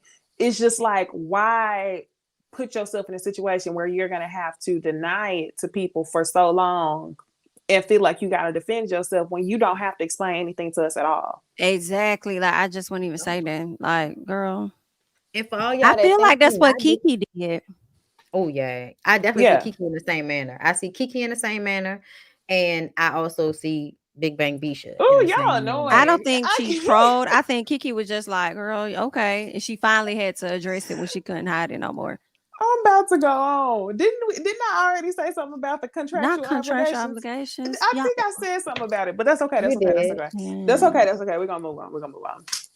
Now I don't think she's pregnant. Yeah, with that video, you still don't think she's pregnant? Okay, so when she pop out later with a baby, how you gonna feel right now? Because I just feel like, what the fuck? Are we blind? Is everybody losing their mind?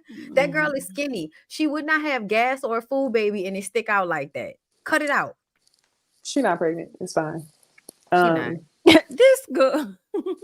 She not. She not. It's all our imagination. And we're just talking about what we see in the news and what we see in the stuff. I don't care if she is. I don't care if she is. I said she ain't gotta tell us. Yeah, whatever. Okay. All right. So let's get into the big conversation, which is Real Housewives of Atlanta. We're gonna switch back into TV talk. We're gonna hop in Real Housewives of Atlanta. That's gonna be broken down. Thank God we only got 2 parts, y'all. And it was a couple things that Hold on right quick before we move on, because I just saw a comment. I want everybody to stop acting like Chloe's a hoe because she moans on songs and wears sexy performance wear. Y'all don't really see that girl in real life like that. And if you do, she dresses like every other young woman in their damn 20s with a body like that. She gonna wear her cutoff shirts. She gonna wear her booty shorts. She gonna wear her tight jeans. She's like, and she's also on social media as an entertainer. This girl is going to be like sexually attractive. And I don't know how long a lot of y'all have been alive, but when you come from being a Disney kid, you have got to break out of that. And a lot of times when women break out of that, they kind of go a little heavy with the sexy so that they can get y'all away from seeing them as a child so that they can do adult roles and take adult jobs and shit. So I just kind of feel like I wish y'all would stop acting like we know that Chloe's out here fucking everybody, calling her promiscuous or saying that because she dresses a certain way. You know, I also don't understand why everybody's so bothered by her showing off her body. Like she, you know, was showing off her booty and everybody was like, she forcing this on us and all of that. And I'm just kind of like, why y'all acting like that lady ass don't look good? Like, I feel like y'all be hating on that lady ass. Like, that's what I think, more so than she's doing too much. I think she's in her 20s and figuring her shit out like a lot of women do, just not in the public eye. So yeah, get that young lady a break, because y'all don't know that lady panty line like that. All right. Let's move on. Let's get into Real Housewives of Atlanta.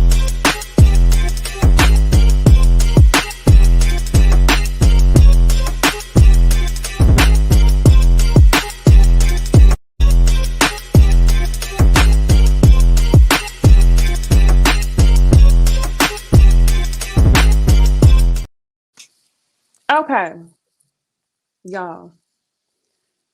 We talked about the fashions a couple episodes back already. So as far as rating this episode, because we only get in 2 parts instead of 3, 4, 5. How do y'all feel about this reunion on a scale of 1 to 10? I think it probably was like a 5. And that's really from Drew getting Courtney together and throwing that damn plum at her ass at the end of the episode, and Andy holding Courtney accountable for what she did say. It's giving 4. It's giving 4 for me. This reunion show was everything I hate about reunion shows. Like, I hate when a person can go the whole season doing nothing and they show up at the reunion show with stunts and shows and fucking props and all of that and screaming over people and not letting them get their point across, and Sheree with all of the standing up and Drew with all, you are not talk about my son, like all of that shit. Like, I was annoyed by it because I feel like there's nothing that y'all are talking about that we haven't already discussed. Everybody knows that Drew is lying about the kiss. Why are we still talking about? Like, it's overkill. And I feel like reunions, they need to give us something that we did not get through the season, but it needs to like be true. And Sheree just having another platform to lie and perpetrate is like annoying to me. So I wasn't happy with this reunion show at all. I don't know what the second part is gonna give. I feel like I'm not gonna like that either because I don't like the way they got Drew and Ross sitting up there with everybody else so that they can Yeah, that gang up was weird to Drew. me. Yeah, I was like, why would they not have them by themselves like they have had other couples in the past when the couples have had like a big story happen during the season? Right. It just kind of felt like an opportunity to gang up on Drew, and I don't really like that. Yeah, that was extremely weird. I was like, why is everybody sitting there to see and comment on what's going on? Yeah, that's crazy. So, okay. A couple things happened this He ain't do that with reunion. Vanderpump. I didn't watch that show. Was it another couple like that? This guy cheated on his girlfriend with another cast member, and he gave them all like Oh, one-on-one interviews. Like, you talking about? I did watch that. Weren't they all on the stage together though? at the reunion at some point, but initially when he was like diving deeper, it was like a one-on-one type thing. I think maybe more details could have came out after the reunion, so he probably no. I think that was before the reunion, but he gave them like each one like a sit down, and I agree. I don't think that Drew and them should have been up there with the rest of the folks. It really should have been more private with just them two. Yeah. Okay, so two things for sure I want to talk about from the reunion. Everything else happened on social media. Number one, I want to talk about this big face, little face argument between Candy and Sheree. And Sheree was up there, what is like now? Like she was ready to foam at the mouth. She looked crazy as hell. Yeah. Andy makes a comment about how Sheree has an interest in relationship with Bills. And Sheree ends up saying, like, at least I ain't have somebody trying to sue me, referencing Candy and Drew's situation. Candy starts talking about the fashions, how the fashions in the runway weren't even on your website. They start arguing. Candy said, do something with your face or whatever. And she was like, what did she say? She said, you wish you could look this good. She stands up. She does the whole body thing. She spins around. It's not really giving what she thought it was going to give. Candy says you a low down nothing ass bitch. And they are still arguing. Sheree said, what my face look like now? Candy was telling her your face is looking swollen, but you look much better. That much better was killing me. Much better. You look much better. No, she don't. Nah, she don't. I wish Candy wouldn't have said that. And I wish she would not sat up there, have lied, and I wish she would not have sat up there and let Sheree play in her damn face. Candy could have came harder than that. I kind of felt like she wasn't really ready for Sheree at this reunion, but I also felt like Sheree just kept fucking talking. She just kept damn going, and that's what she.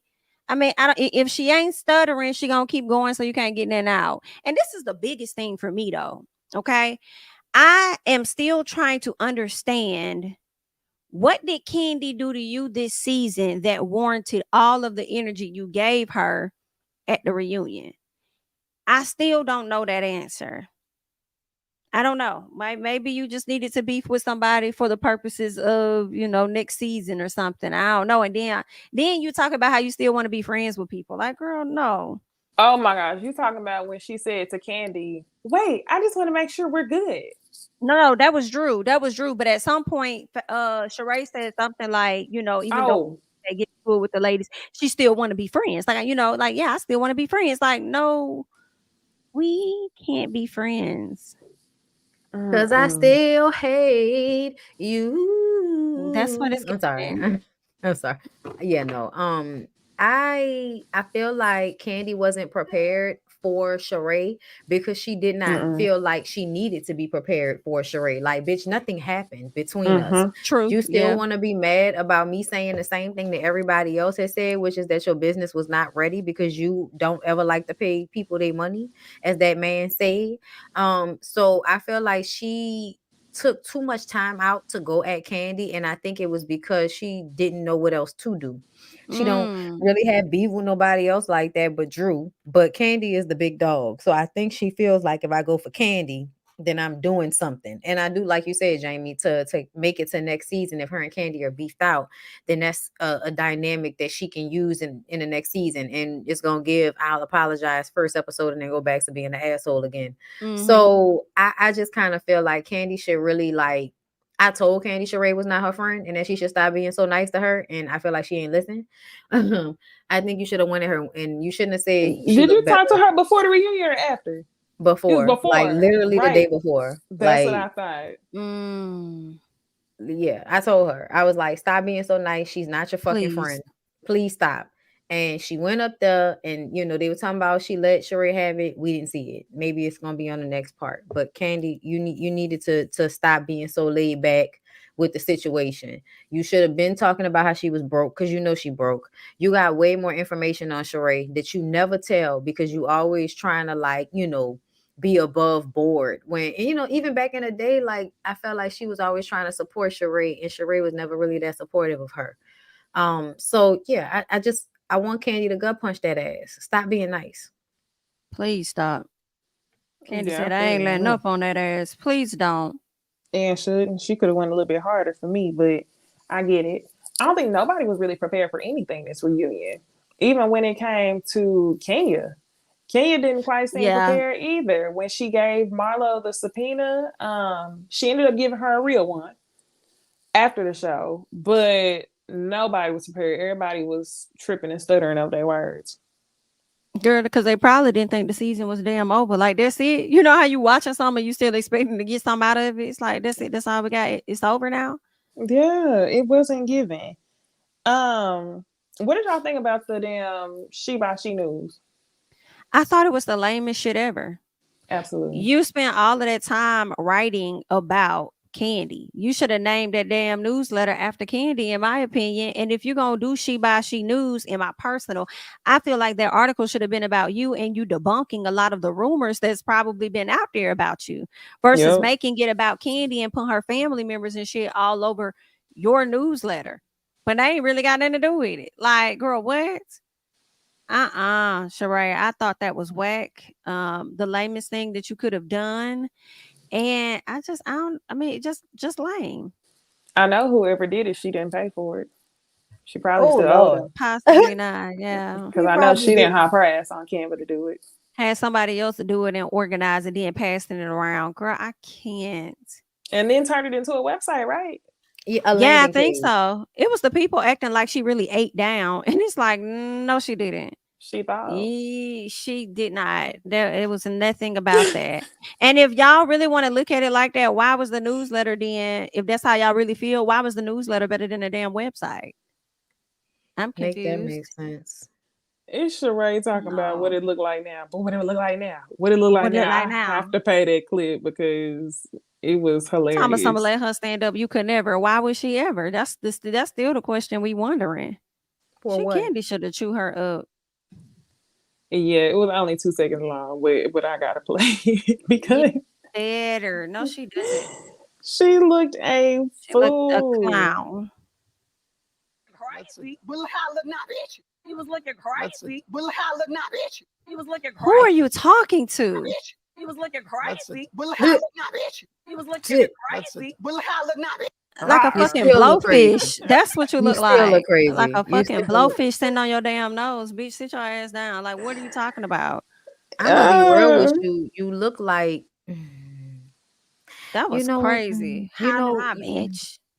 So you know when the drag queens do too much with their makeup, you know when the Uh-huh. drag queens like over exaggerate the you know the face and the contouring and all of that. That's what Mhm. Sheree's giving. It's giving you know.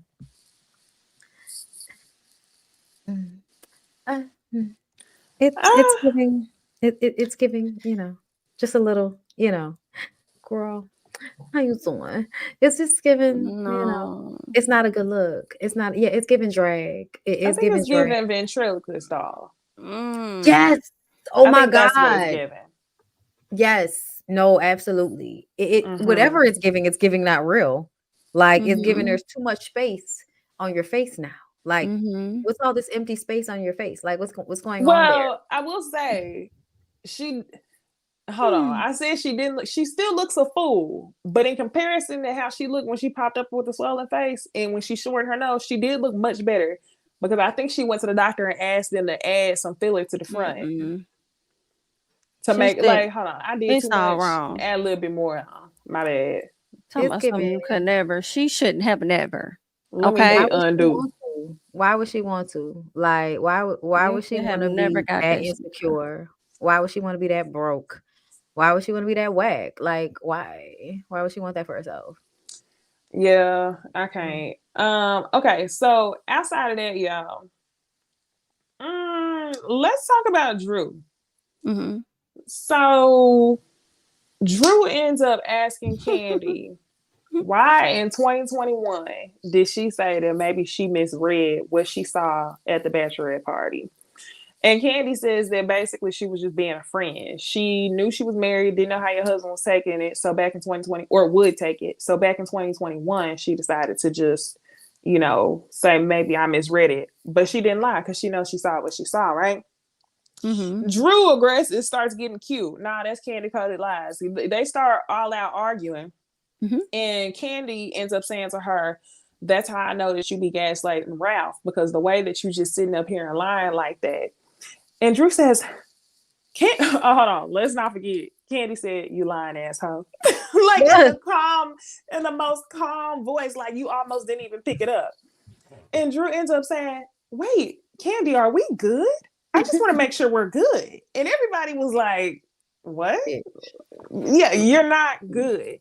You're not. So my thoughts on the interaction was, I'm like Bonnie said at the beginning, I'm tired of it being discussed. I think one thing that we do know for sure is that Drew is going to lie about this to her grave. I don't care if Drew has a girlfriend, Drew is going to lie about this to her grave. And I think that that's something that they knew back then in 2021. So the whole fact that this is even like brought up is just really annoying, especially knowing that most of the people who were chiming in and spreading it, like Marlo, ended up backtracking on their part. They ended up backtracking, flip-flopping back and forth. So I'm kind of tired of it being discussed. Mm-hmm. But Drew was also trying to kiss ass and keep her relationship with Candy by talking about, I just want to make sure we good. You were whole out calling her a liar. So It's yeah. true. Any I thoughts just on felt it? like the whole Drew kissing thing is getting like annoying because it's reminding me of when Portia supposedly messed around with Bolo and how they dragged that for the rest of the season type thing. It's Yes. kind of giving like the same feel, like let it go. And I think Drew did right by trying to get back cool with Candy in that moment, and hopefully she don't stray away. Because when Candy gave Portia ass a leg to stand on by letting her do her plays and stuff, Portia flipped on her ass, and it took a minute for Candy to even get an apology. So it was like, go ahead and apologize. Like, we good, BITCH. I just want to make sure we good, because bitch, you might have some more opportunities for me, girl. She did right for herself. Absolutely. Yeah, she did right for herself to go ahead and like, let me go on me and this. And she also sent that tweet out to Candy and was like, listen, I don't want our friendship to be messed up. Like, I want us to be able to get on one accord. Let's have that talk. So I'm like, girl, you play it right the first round, honey. Go on, get that together. So I couldn't even be too mad with Drew. I mean, I'm glad she apologized, but it definitely gives, girl, what the fuck is wrong with you? Yeah. Like, you just so weird and fake and She phony. used to living in chaos. That's why. For real. And I really wish that Candy had not done the whole you be gaslighting Ralph thing. Right. I ain't like Because that. I don't agree with that. I really don't. I think a lot of times women they really aren't like that in their romantic relationships. There are a lot of times whatever softer version of themselves, whatever more, compliant version of themselves, that's the version that the person they're in a relationship gets. And nobody else gets that because they're responding to everybody else probably the way the person in the relationship responds to them. So that's why I don't really think that that's what's going on. And I'm really not going to like next episode when y'all have everybody on stage with Drew and Ralph so that y'all can gang up and use the shit that y'all have on her to add it with the shit that Ralph, I feel like, is manipulating and lying about. And I just, yeah, because I feel like, y'all saying that she's been lying this whole time. He's been lying with her. Why are y'all acting like if she's a liar, he's not also a liar? Like, what the fuck? it's just weird to me. And cousin lover Courtney, cousin Courtney. Girl, Listen, lover cousin Courtney, ma'am, you played yourself on more than one occasion. You should have never said what you said about Drew's kid. Yes, let's talk Like, about that. she played herself when she said that shit in a car about that's why she wanted Ralph to adopt. That's how we know you a fucking fan and you've been watching this show. First of all. Second of all, I feel like that doesn't even make any sense because that would insinuate that this relationship with Ty has been going on for years, if that's the case. And you would also have to take into account the fact that he the one that said he wanted to adopt a child and then wrote a fucking book about it. So why are we acting like he didn't also say that's what he wanted to do until the baby daddy got out of jail and pretended like he wanted to be involved for 5 minutes and he used that as the reason why he didn't want to do it. And I'm guessing it's because somebody told him you might be on the hook for child support, and he knew that he and Drew were probably not going to work out. So as time was going on, he was like, yeah, I ain't doing that because I really don't like that kid like that, and I damn sure don't want to be financially responsible for him because the deadbeat nigga she had the baby with can't do nothing for him. So I'm gonna just use him as an excuse. That's what it gave to me. I was hearing for the longest that they. So initially, I was thinking, nah, she definitely don't mess with Ralph. This ain't the mistress. Just because I thought it was too wild, it sounded like something out of that movie, The Past, what they done wrote. But the longer I like look at how she speaks and how she's referencing stuff that's outside of her timeline, makes me feel like Ralph has been in communication with this lady closely before they acted like they were just cousins. Because somebody had went to her LinkedIn. She lived in Tampa and she lived in Chicago. Yep. Before she came on this show. And I think this is probably what Drew was referencing when she said that the girl in the past reminds her of herself. Because remember, spoiler, if you ain't seen the movie, she's with a husband who is finessing her and she don't even know it. So I feel like that's what she relates to the girl with. What else was I gonna say with Courtney? One more thing. What does Courtney do for work? Because you mentioned, Bondi, that something about somebody must have told Ralph he was going to be on the hook for child support. And it just sounds like something that's like legal adjacent. But it also rang a bell that she's helping Marlo get her charges expunged. Yeah, so but like, it doesn't make sense because she said on Candy Show, on Speak On It, she said that she worked in marketing. Right. Yeah. I remember that. Yeah, and she worked in sales.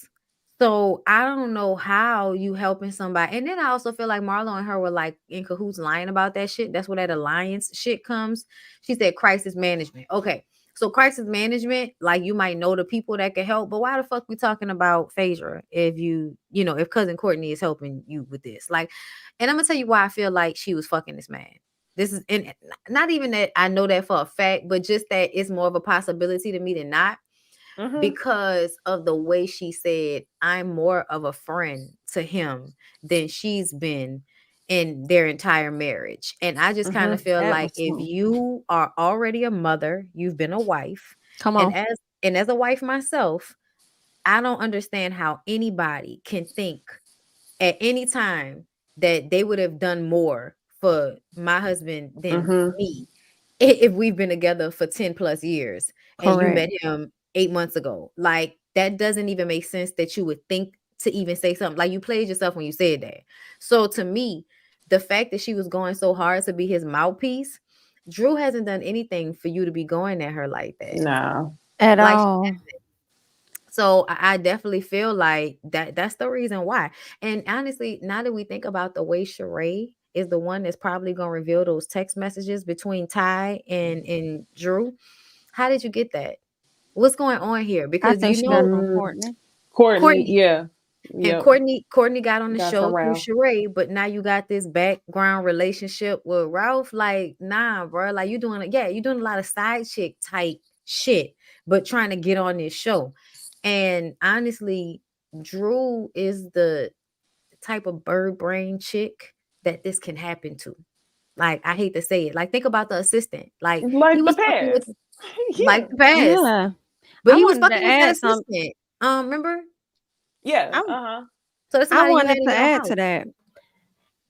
when you said you were talking about how Courtney got on the show through Sheree, it's making me think that makes so much sense. And about Ralph and Courtney probably having a thing because of how Drew came for Sheree last season, right? So Sheree, obviously, the way that she comes at Candy, she holds on to grudges. No matter how much she be trying to be fake because your dad passed away and she sympathized and all this other stuff. Now it's giving fake. She been had a plan to get your back. And her bringing Courtney on the show was for just that. Was to get your ass back. And then now you're good. It's all going to come together for you at the next reunion when she presents you with them damn receipts that she got from Courtney, because that is a clear example of how she utilized that lady to get to you. Bitch, this some messy stuff, girl. And I also saw on Twitter somebody played parallel clips of Courtney using the same language as Ralph, where you could tell that she was on the phone talking to Ralph while they were filming the show. It was whenever Ralph had said something like, "Oh, well, Allison, you called Drew a bitch before." Then later on, when you see Courtney meeting up with Drew and Allison, her first, debate or first challenge is, "Have you called her a bitch before?" Like, that's just weird to be even talking to two sisters about that. Like, it's not the same, but that's the argument that y'all are both choosing to stand on. Yeah, okay. She real weird. I want her off my TV screen, like, for sure, ASAP. I agree. She also got a weird tick that be making me feel like this leaning the head to the side. Like I don't know what's going on with that, but it's giving. I'm nervous, and the way you out here caping so hard for this man. To be honest, y'all, I hate the theme because it reminds me of Spice and Safari. Hate the theme. Yup. What else happened on the reunion? Let me show this. So I guess while we're talking about Courtney, let's get into this first. Okay, so Drew made a tweet and she said, "I must always protect and stand for my children against this type of evil. I gave him the opportunity to shut this unverifiable fake cousin down for her disgusting comments made concerning my son. However, he refused to do so, and it breaks my heart." Ralph responds and he says, "It's time to speak the truth. So let's be real. You expect me to pay child support when he has a father that wants to play an active role in his life, but you won't let him. Your adoption request was only a money grab and control. Since the age of 3, I stepped up to fill the gap as a man and unconditionally provided from my heart without expectations. I will continue being there, but you're not going to take advantage of me or use this show to get your way. I understand playing the battered victim role earns you sympathy on this platform, but you will respect me as a father. I love all of my kids and have given them the world, including you. It's about them now. #respect. Cap. So, yeah. Yeah, I call that all the way. Let me read this. Yep, that's D. Hold on. Let me read this one first. Courtney lived in Tampa. Yeah, that's what I was talking about. Somebody had showed you on her LinkedIn. Ralph went to Tampa the same season he brought up adopting the baby. Now Courtney has information about the custody stuff. Come on, Drew, put 2 and 2 together, babe. And then Courtney B says, "If Candy hanging with this bitch, oof, yeah, going up for her. This is my cousin. Hey, cousin Courtney. No, all in the house, right? And something was suspicious from jump." Courtney B says, "If Candy really want to be petty, she would buy the She by Sheree fashions from Old Boy and come with her own line." Oh, Old Boy. She was talking to him, so shit. Maybe she might. She was talking to him based on what he said on that interview. Child, you could tell he from Miami. That nigga was talking fast as much. I just got I got like a 30-second clip of the interview. Tiles says, "Did y'all peep Marlo's side chat during Drew versus Courtney?" Yes. And what about when she was giggling? It if I'm right, this was a moment where something was happening with all of them, and they were in between, coming back from commercial break. And they were all over there fake laughing, talking about how they're broke over there. It was something like get your money up. Yeah, get your money up. Yes.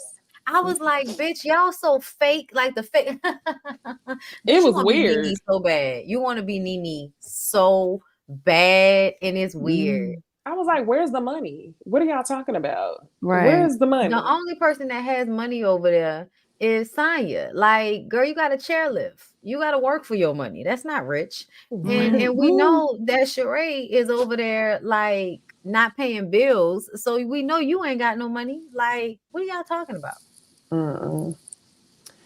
Okay, and then speaking on Marlo and Candy, some other stuff that went on outside of the show is somebody, the Carter Files, tweeted and said Eric Fuller not even hiding it no more. Look at him liking this Instagram post with Marlo shading Kenya. Wow, this is so unprofessional. So this is the post. Kenya quotes it and she says, "Wow." I do want to point out though, while I believe every bit of what this person said about Eric Fuller not hiding it no more, disclaimer, the post that he liked was multiple slides. So this first slide said, the tweet, "Looks like y'all fave fell flat tonight. From her outfit to the tire reads, blank fake ass subpoena and still no open salon, blaming production for her lack of story." This tweet was from Marlo. But if you go to the other post, it's Kenya's real subpoena with Marlo's name on it. So do y'all feel like he was liking the post because of Marlo? Or do y'all feel like he just liked it because in total it was about the show? But mind you, the last 4 slides was the subpoena for Kenya. I For think Marlo. he liked it because of what Marlo was saying about Kenya. In all honesty, because why go back and unlike it? They said, right. Yeah, that's kind of incriminating a bit. I already told y'all that I don't trust Eric. Especially you being a person that was just sitting on social media calling people out about, threatening you or saying whatever they saying, and then you turn around and you go and you like these particular posts of somebody dragging somebody else. But I guess, somebody that you directly work with. Right. I already told y'all, I think Eric is a plant. And he I think he's over there doing the show a disservice on some slick shit. But with this Kenya situation, yeah, bro, it's definitely looking like you up Marlo's ass, which makes sense because somebody's up Marlo's ass, because it's crazy the things y'all think are interesting about Marlo. Like, Marlo has been having the same scene over and over again this whole season. Her, the Literally. therapist, the boys. Scotland. Her, the therapist, the boys. Scotty. Her, the therapist, the boys. Scotty. Like that she's done the same thing over and over. It's like not even really believable.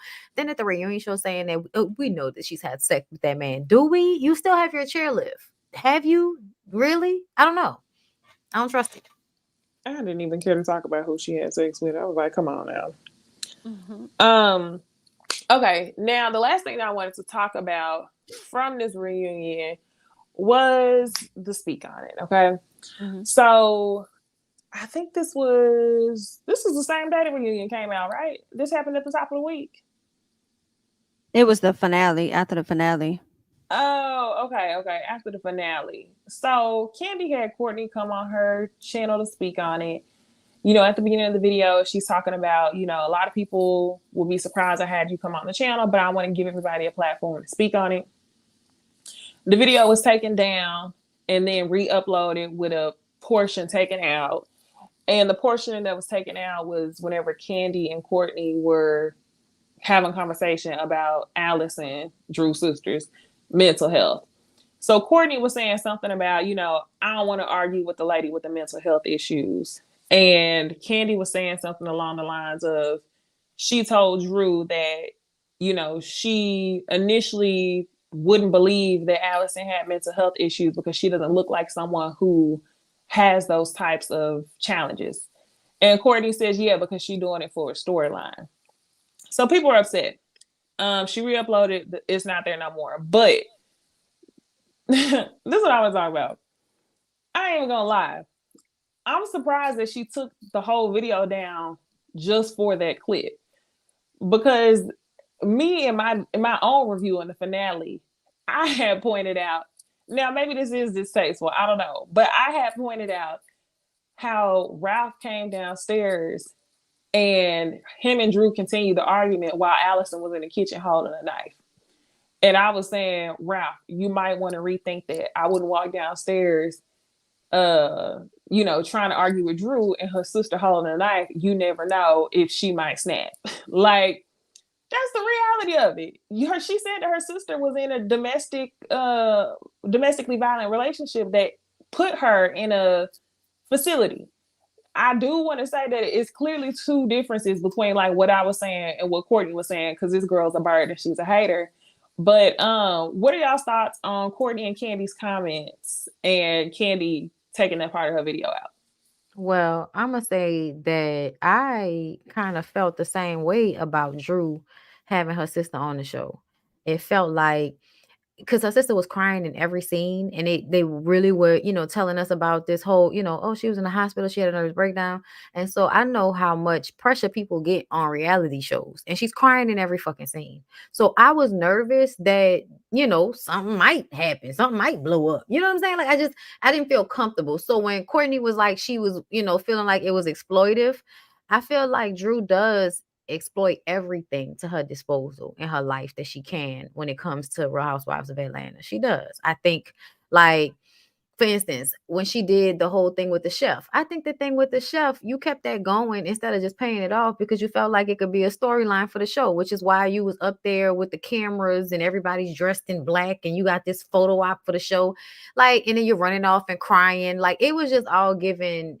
You can't really trust anything that Drew says because Drew can sometimes kind of embellish in order to give a certain vibe. But I also feel like Candy has a blind spot when it comes to mental health. I think like a lot of older Black women, they really feel like unless you having some type of crazy nervous breakdown and you twitching or some shit like that, you all right, shake it off. Like that's how they feel, so they don't really get the mental health thing. But I didn't think the clip was that bad. Honestly, I think it made Courtney look bad. You know what I'm saying? To be I can't be up here fighting. Yeah, okay, fine. But you're really doing a lot right now, mentioning her medication and how much she drinking. That shit, I feel like you was trying to paint a picture. And I feel like you wouldn't have even really known that if Ralph didn't tell you that shit. Like I feel like Ralph told you that shit too. So I feel like Courtney really said more that was fucked up to me than Candy did. I feel like Candy's in a position with Drew where it's like I can't trust nothing this lady's saying. So I'm gonna question it. So yeah, I don't think they should have cut it out.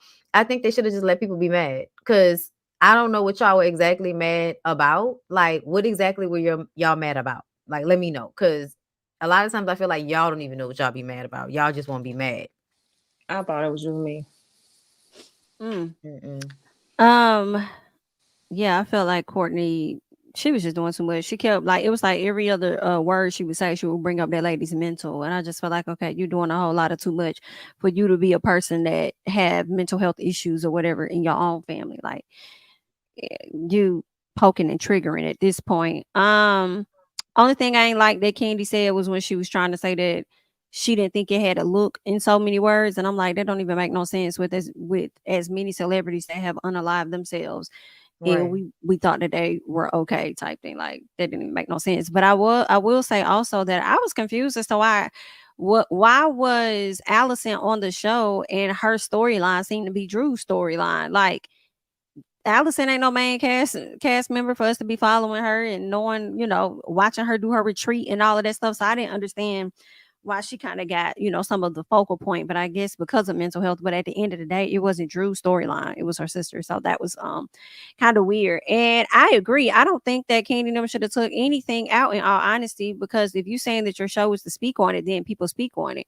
And when you speak on things, it's going to make people feel some type of way. It's just what it is. I don't think that they should have taken anything out, but I do think that people use that opportunity for what Courtney said to really pile onto Candy because they didn't want Courtney on the show anyway. So that's that. They just wanted to, find something and go in on Miss Candy, and that's what they did. Yeah, that's what it seemed like for sure. And let me say this: obviously, mental illness don't mean murder. We know that. I just wouldn't recommend arguing with nobody that's holding a butcher knife in the kitchen.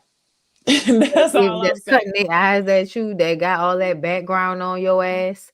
And especially somebody who in parallel can see themselves in Drew's situation. That's what she's there for. Yes, She's there absolutely. to defend Drew against Ralph. That's why Drew was so excited to have her sister back in the home. That's why Drew walked downstairs when they were arguing, because she wanted her sister to defend her. And knowing that her sister is a domestic abuse survivor, I really feel like she keeping her so close, because if Allison was not here, Drew would not be leaving Ralph right now. Between Dr. Ken and Allison, they she wouldn't be her. leaving. Yeah, Yeah. they helping her stay, like you need to leave him alone. I agree. Because if she was in that house by herself, I think she would be doing the same shit she'd been doing in past seasons, just whatever to make your husband happy, ass face, whatever. But y'all in the comments that keep saying, about Candy, it not having a look.